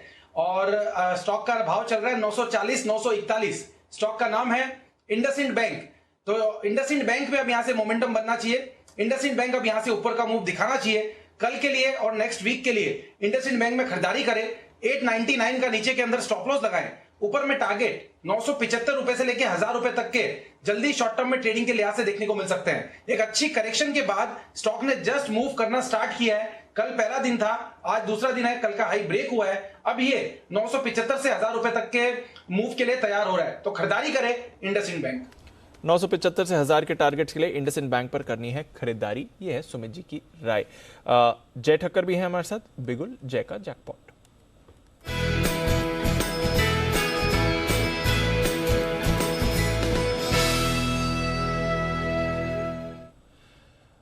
बताएं जय।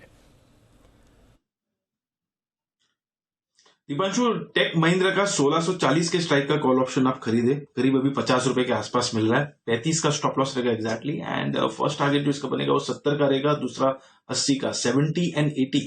तो अगर आप सेकंड टारगेट पे देखें दीपांशु, तो 1:2 का एक क्लियर रिस्क रिवॉर्ड यहाँ पे बन रहा है। इनफैक्ट 1:1 से ज्यादा तो आपका फर्स्ट टारगेट पे भी है। टेक महिंद्रा खास करके इसलिए चूज किया बिकॉज आईटी में ओवरऑल बहुत ही अच्छा मोमेंटम है। आई वोंट बी सरप्राइज कि आईटी में एक ब्रेकआउट भी देखने मिल जाए इंडेक्स में, और टेक महिंद्रा में ऑलरेडी एक ब्रेकआउट देखने मिल रहा है। लाइफ टाइम हाई पे स्टॉक ट्रेड कर रहा है दीप। और ये जो एक रेक्टेंगुलर पैटर्न यहाँ पे एक फॉर्म हुई थी, जो एक रेंज में ये ट्रेड कर रहा था, वो रेंज में से एक ब्रेकआउट देखने मिली है। इनफैक्ट मैं कहूंगा कि 1460 से लेकर 1600 ये रेंज कहीं ना कहीं ये स्टॉक में देखने मिली थी। तो that is nearly around 10% plus की एक रेंज है। सो ये अगर इतना बड़ा ब्रेकआउट अगर ये स्टॉक में देखने मिला है दीप, तो ये 1800 लेवल तक भी जा सकता है। तो मतलब बहुत ही बड़ा ब्रेकआउट है टेक महिंद्रा में। एंड रिस्क रिवॉर्ड पर्सपेक्टिव मुझे काफी अच्छा लग रहा है इन दी एंटायर आईटी बास्केट। बड़े ब्रेकआउट के लिए तैयार है टेक महिंद्रा, 1800 के लेवल्स भी क्रॉस कर सकता है, ये है आपके लिए जय की राय। आइए फोकस करते हैं एनबीएफसीज पर भी। यहाँ पर भी कुछ इंटरेस्टिंग डेवलपमेंट हो रहे हैं और आगे का आउटलुक भी समझ में आ रहा है बाजार को। जानते हैं देवांशी के साथ क्या व्यू बन रहा है एनबीएफसीज में। देवांशी बताइए।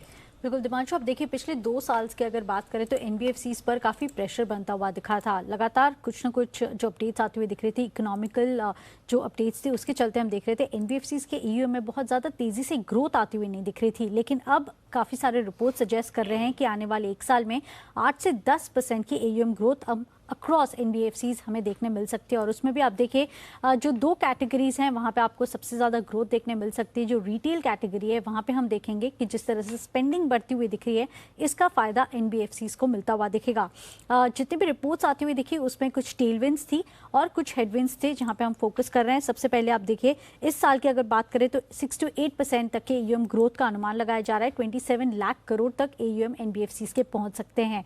उसमें भी जो बड़े वाले एनबीएफसीज हैं जिनका मार्केट शेयर थोड़ा सा ज़्यादा है, उनका मार्केट शेयर और ज़्यादा बढ़ने का अनुमान लगाया जा रहा है। दूसरी तरफ जिस तरह से इकोनॉमी में सुधार होता हुआ दिख रहा है उसके चलते भी हम देखेंगे कि इनके जो इनकम है उसमें बढ़ोतरी होती हुई दिखेगी। साथ ही आप देखिए पिछले 1 साल में हमने देखा है कि जितनी भी एनबीएफसीज हैं उनकी लिक्विडिटी की जो सिचुएशन है वो काफ़ी सुधरती हुई दिखी है। काफ़ी प्रोविजनिंग की थी, अब वो धीरे धीरे कम होती हुई दिखेगी। तो जो प्रोविजन के बफर्स हैं वो भी एनबीएफसीज के पास अवेलेबल हैं लेंड करने के लिए, जो कि पॉजिटिव है। होम लोन और व्हीकल फाइनेंस, साथ ही गोल्ड लोन, यहाँ पे हम देखेंगे कि बहुत ज़्यादा असेट क्वालिटी की चिंता नहीं है। इसके चलते जो ग्रोथ है वो ज़्यादा आती हुई दिखेगी यहाँ पे। तो 3 कैटेगरीज हैं जहाँ पे आपको फोकस करना चाहिए एनबीएफसीज पर। दूसरी तरफ जो चिंता है वो कंपटीशन से है, क्योंकि आप देखिए जितनी भी बैंक्स हैं अब रिटेल पर ज़्यादा फोकस करती हुई दिख रही हैं, लोअर लेवल्स पर यहाँ पे लेंडिंग करती हुई दिख रही हैं, उनके पास ज़्यादा लिक्विडिटी है तो काफ़ी अग्रेसिव हो रही है, तो ये चिंता ज़रूर है। दूसरी तरफ जिस तरह से नए नियम आते हुए दिखे, इसके चलते ग्रॉस एनपीएस हल्के से बढ़ सकते हैं आने वाले समय में, और कोरोना की जो चिंता है वो बनी हुई है। लेकिन अगर आप इन ऑल देखें 8 to 10% ग्रोथ काफ़ी टाइम के बाद एनबीएफसीज में हमें देखने मिलेगी। व्हीकल फाइनेंसिंग, हाउसिंग फाइनेंसिंग, ये दोनों कंपनीज हैं जहाँ पे आपको फोकस करके चलना है। ओके, तो व्हीकल फाइनेंसिंग और हाउसिंग फाइनेंस ये 2 सेक्टर्स हैं जहां पर आपको ज्यादा फोकस करना है। बट इस स्पेस के लिए क्रेडिट एक्टिविटी फिर से बढ़ती हुई दिख रही है और आगे अच्छी ग्रोथ का अनुमान है जो अगले वित्त वर्ष की बात की जा रही है। और जैसी देवांशी बात कर रही थी, एम&एम फाइनेंस से भी अपडेट आ रहे हैं। नवंबर के महीने में करीब 2,500 करोड़ के इन्होंने लोन्स भी बांटे हैं। तो क्रेडिट एक्टिविटी फिर से पिकअप हो रही है और कुछ segments with in the entire NBFC universe out perform करने के लिए हैं तैयार। पर आइए, बाजार की आज बढ़िया आउट परफॉर्मेंस रही है। वीकली एक्सपायरी के दिन क्या स्ट्रैटेजी बना के जाएं कल के ट्रेड के लिए, जानते हैं अनिल जी के साथ।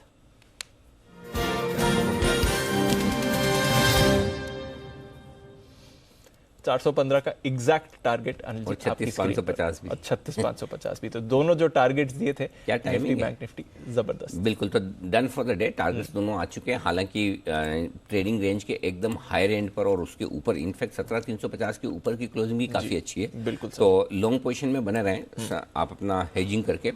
हेजिंग के तौर पर 17,300 का पुट खरीद सकते हैं अगर आपने फ्यूचर्स खरीद रखे हैं तो। बैंक निफ्टी 36,550 के आसपास उसके ऊपर बंद होने की कोशिश करा, शायद एवरेज होकर थोड़ा सा नीचे आए 36,500 के आसपास। तो बैंक निफ्टी में एक दिन और देखना होगा दीप। वैसे ठीक है, लेकिन जितनी मजबूत क्लोजिंग चाहिए उतनी है नहीं। लेकिन निफ्टी अच्छी मजबूती दे रहा है, तो निफ्टी में लॉन्ग पोजीशन को बनाए रखें, बरकरार रखें, कल के लिए भी लेकर जाएं, कोई दिक्कत नहीं है। 17,300, 17,200 जो आपको ठीक लगे वो पुट खरीद कर अपना हेज कर लें, बाकी बने रहें, क्योंकि ग्लोबल संकेत ठीक है। मेरे ख्याल से डाउ कितना 200 पॉइंट ऊपर दिख रहा है, 300 पॉइंट सर, 300 फिर से एक्शन में आ गया, 300 हो गया।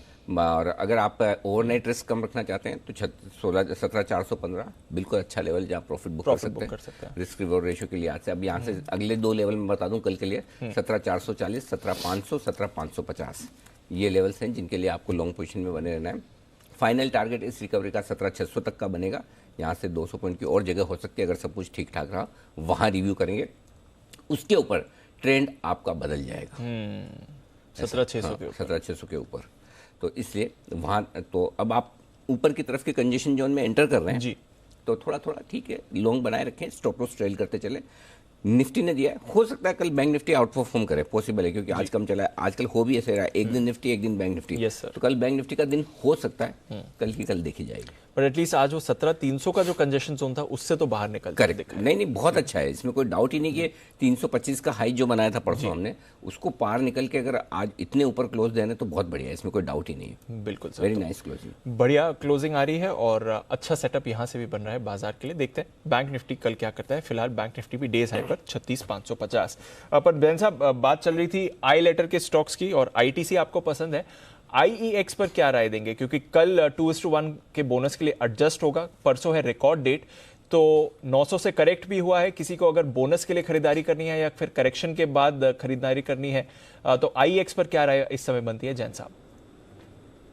नहीं, बिल्कुल देखिए, आईएक्स तो मेरा फेवरेट स्टॉक है और इनफैक्ट बहुत निचले लेवल से 160, 70, 400, 300 हर लेवल्स पे रेकमेंड किया, बहुत चला भी है, बट यस ऊपर के लेवल्स पे थोड़ी प्रॉफिट बुकिंग आ रही है और कुछ नेगेटिव रिपोर्ट्स भी जो बड़े इंस्टीट्यूशनल रिसर्च हाउसेस है वहां से आने की वजह से भी थोड़ा सा सेलिंग प्रेशर बना हुआ है। बट मैं एक बात कह दूं, जो अनिल जी ने आज एक बहुत बढ़िया बात, एक्सचेंजेस की जब बात हो रही थी, बीएसई की बात हो रही थी, ये सब एक ई कॉमर्स प्लेटफॉर्म है, प्लेटफॉर्म को जबरदस्त वैल्यूएशन मार्केट्स देता है और इसको इनफैक्ट पहले ही दे दिया वैल्यूएशन और इसके कॉन्ट्रैक्ट्स को एमसीएक्स में भी ट्रेडिंग होगी। तो मुझे लगता है कि एमसीएक्स है, बीएसई जो कि अब इंटरनेशनल स्टॉक्स में भी जिन इन्वेस्टर्स को इन्वेस्ट करना है, रिटेल इन्वेस्टर्स को एलआरएस के तहत वो लोग इन्वेस्ट कर सकते हैं, तो वहां पे भी हम लोग जैसे ब्रोकरेज हाउसेस सब लोग अब धीरे धीरे वो भी एक मेंबरशिप, उनकी सब ब्रोकरशिप ले रहे हैं। सो बीएसई बहुत एडवांस्ड वे में जो थर्ड पार्टी प्रोडक्ट्स उनको सेल कर रही है because they have a very huge network. तो वैसा ही मुझे लगता है कि आईएक्स भी चलेगा, बट यस कल बोनस है, एक ऑलरेडी उसको डिस्काउंट करते हुए चल चुका था, एक बार नीचे आए, करेक्शन पे बिल्कुल लेना चाहिए। मुझे ऐसा लगता है कि यहाँ से 5-7% और भले ही चला जाए नीचे, बट बिल्कुल इस स्टॉक को लेना चाहिए और जिन्होंने ले रखा है वो होल्ड करे। 550-600 का जो रेंज आएगा वो बहुत स्ट्रॉन्ग रेंज है जहां पे बिल्कुल अच्छा सपोर्ट मिलेगा। हालांकि मुझे नहीं लगता कि उतने नीचे जाएगा स्टॉक, क्योंकि जिस तरीके के नंबर्स, जिस तरीके के फंडामेंटल्स है, ये सब गजब के हैं और मुझे लगता है जो ईवी का और जो इलेक्ट्रिसिटी का जो एक अच्छा सरोगेट प्ले हो सकता है वो ये भी हो सकता है। ओके, तो ये है आपके लिए आईईएक्स जहां पर रखनी है नजर। एमसीएक्स पर भी अच्छा एक्शन आ रहा है, एक्सचेंज स्टॉक्स अनिल जी जबरदस्त एक्शन दिखा रहे हैं, बाजार में भी बढ़िया मूव आ रही है और बीएससी तो सर रुकने का नाम ही नहीं ले रहा, जबरदस्त मूव आती हुई दिख रही है। अभी भी लोग पूछे मुझे ट्विटर पे क्या करें, प्रॉफिट बुक करें। एक चीज हमें सीखनी चाहिए जी, खराब शेयर को बेचना और अच्छे शेयर को रखना। वो ये बहुत आसान है बोलना और करना बहुत मुश्किल है, क्योंकि आमतौर पर होता है कि हमारे पास रहते हैं खराब शेयर, अच्छे शेयर बिक जाते हैं। ये 100% सही है, सबके साथ आमतौर पर होता है जी। मुश्किल काम है कि आप अच्छे शेयर को रखें और खराब को बेच दें।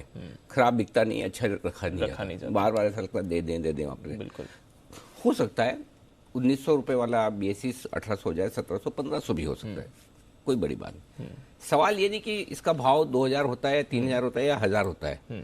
क्या बीएससी के बिजनेस मॉडल को लेकर आपको समस्या है? क्या आपको लगता है वैल्यूएशन अनाप शनाप हो गए हैं? क्या आपको लगता है कि आगे के लिए कोई ट्रिगर्स नहीं है?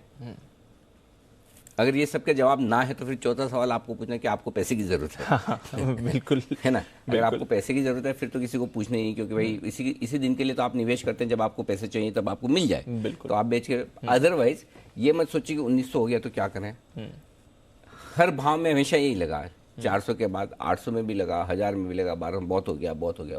कोई चीज में बहुत या कोई ऊपर में भी बहुत नहीं होता, नीचे में भी बहुत नहीं होता। तो जब तक ट्रिगर्स हैं, जब तक फंडामेंटल्स हैं, अभी तो 3 करोड़ लोग ही आए पिछले साल मार्केट में। अभी तो और कितने 8 करोड़ हुए ना, 8 करोड़ 135 करोड़ में से 8 करोड़ ही पहुंचे हैं, कुछ भी नहीं अभी तो।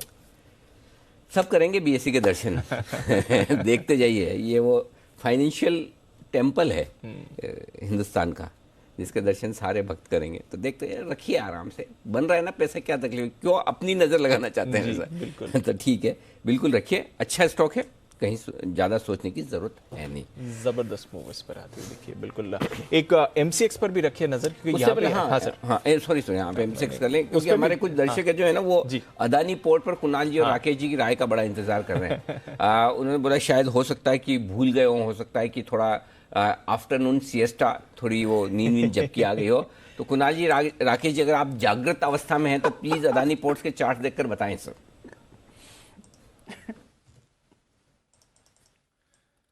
अनिल जी बेहतरीन टेक्निकल चार्ट है, इसके अंदर एक पॉजिटिव क्रॉसओवर भी देखने को मिला है। तो टेक्निकली जिनके पास है क्लियरली होल्ड करें, 729 के स्टॉप लॉस के साथ होल्ड करें। पहला टारगेट 767 का बैठता है ऊपर में। 767 का टारगेट है। अदानी पोर्ट्स नजर रखे, बढ़िया एक्शन इन काउंटर्स में आते हुए दिखा है, जबरदस्त रिकवरी बाजार में। और जैसे इस हफ्ते की शुरुआत हुई थी, इस सीरीज की, इस वीकली सीरीज की शुरुआत हुई थी पिछले फ्राइडे से, वहां से देखेंगे तो पूरे नुकसान का भरपाई करते हुए बाजार 17,400 के ऊपर अब निफ्टी होल्ड कर रहा है। कहां से आई है आज की तेजी? अदानी पोर्ट्स की तो हमने बात करी, पर HDFC लिमिटेड आज का सबसे बड़ा योगदान इसी काउंटर का रहा। लगभग 4% की तेजी के साथ बंद होते हुए दिखा। टाटा स्टील में थी अच्छी खरीदारी, बजाज फाइनेंस और बजाज फिनसर्व दोनों का ही अच्छा योगदान रहा। इन्फोसिस आज 2% ऊपर था, TCS ने भी 2% की कंट्रीब्यूशन दी, ITC 1.5% की तेजी दिखाता और HDFC बैंक से भी आपने देखी खरीदारी, HUL भी करीब 1.5% ऊपर। तो इन दिग्गजों की खरीदारी से आपने देखा निफ्टी पर आज जबरदस्त एक्शन बना, करीब 250 अंकों का उछाल आते हुए दिखा है। ब्रेथ भी काफी पॉजिटिव थी, सिर्फ 3 स्टॉक्स हैं जो नेगेटिव क्लोज कर रहे हैं, वो भी 1% से कम की गिरावट, सिप्ला, ICICI बैंक और एक्सिस। अदरवाइज बाकी सारे निफ्टी के काउंटर्स आज पॉजिटिव टेरिटरी में क्लोज होते हुए दिखे हैं। वायदा कारोबार की तरफ आइए, GMR इंफ्रा करीब 7% ऊपर ये काउंटर रहा। पर्सिस्टेंट सिस्टम्स में अच्छी खरीदारी रही, MCX पर 3% का उछाल, NMDC, गुजरात गैस, SRF, दीपक नाइट्राइट, माइंट्री, एम्फोसिस, PVR, यहां पर भी आपने बढ़िया एक्शन देखा। तो केमिकल स्टॉक्स में एक अच्छा रिबाउंड था, मेटल से योगदान देखा अपने, IT काउंटर्स भी आगे थे और ऑयल एंड गैस से जो गैस डिस्ट्रीब्यूशन कंपनीज हैं वहां पर भी अच्छी तेजी आपने आती देखी। कुछ थीम्स जहां पर परफॉर्मेंस दिखी, वेदांता थोड़ा सुस्त 2.5% नीचे, इंडस टावर्स में हल्की गिरावट, Pfizer, Alembic pharma, Godrej consumer, Ashok Leyland, Biocon, Info Edge और साथ ही कैनफिन होम्स, यहां पर भी हल्की गिरावट। चंबल फर्टिलाइजर कल की तेजी के बाद आज थोड़ा सुस्त होते हुए दिखा। काफी सारे और काउंटर्स हैं कैश मार्केट्स में जहां पर आपको अच्छा एक्शन बनते हुए दिखा। नजर रखिए, गिफ्टन 12% की तेजी, IFCI 20% का सर्किट, गुजरात फ्लोरो 12% ऊपर, सेंचुरी टेक्सटाइल्स अच्छी खरीदारी, इस पर भी टिमकेन इंडिया करीब 7% ऊपर बंद होते हुए दिखा। बैंकीज में भी आपने बढ़िया एक्शन देखा। तो अनिल जी 17,400 के ऊपर की प्रोविजनल क्लोजिंग आती हुई, तो जो ये ओमनिक्रॉन का डर आया था उसके लॉस की पूरी भरपाई करता हुआ बाजार, और बैंक निफ्टी भी 36,500 के ऊपर क्लोज देते हैं। हो गया ओमिक्रॉन, थैंक यू, भरपाई हो गई। ऐसे ही है क्या, मतलब हमने तो सीखा पिछली बार से, नहीं चलेगा ज़्यादा लंबा। इसका मतलब ये नहीं कि वापस गिरेगा, ऊपर नीचे होगा, सब कुछ होगा, लेकिन आपको ये समझना है कि अल्टीमेटली क्या होना है। अल्टीमेटली अगर कोरोना ही चला गया तो कोरोना के मतलब बाल बच्चे तो जाएंगे। करेक्ट। मतलब ये तो ऐसा है कि कभी कोई निकल के आ रहा है, कभी कोई निकल रहा है, ठीक है, थोड़ी कभी कभी छोटे समय के लिए समस्याएं कर सकते हैं, लेकिन उसी में आपके लिए मौका होता है बढ़िया शेयर खरीदने का। Okay, done for the day sir. आज का कार्यक्रम समाप्त सर। चलिए, सभा बरखास्त। आप सबसे इजाजत ले लें। किसी को कोई और बात करनी है, कुछ कहना सुनना हो तो बता दें, अदरवाइज कुणाल जी, राकेश जी, भागल साहब तो चले भी गए, चलिए ओके, सुमित जी, जय ठक्कर साहब, जैन साहब, हिमांशु जी और श्रीकांत जी, आप सबका बहुत बहुत शुक्रिया वक्त निकालने के लिए। कल हफ्ते का आखिरी दिन है, ऐसा रिलीफ लग रहा है, थोड़ा सा लंबा लगा सर यार। हाँ, इस बार भी लंबा लगा क्योंकि वोलेटाइल बहुत हुआ है। या तो खराब होता है तो वो लंबा लगता है, या वोलेटाइल होता है तो लंबा लगता है। तो कल एक लंबे हफ्ते की आखिरी ट्रेडिंग सेशन होगी। आप सबसे फिर मुलाकात होगी। मुझे दीप को इजाज़त दीजिए।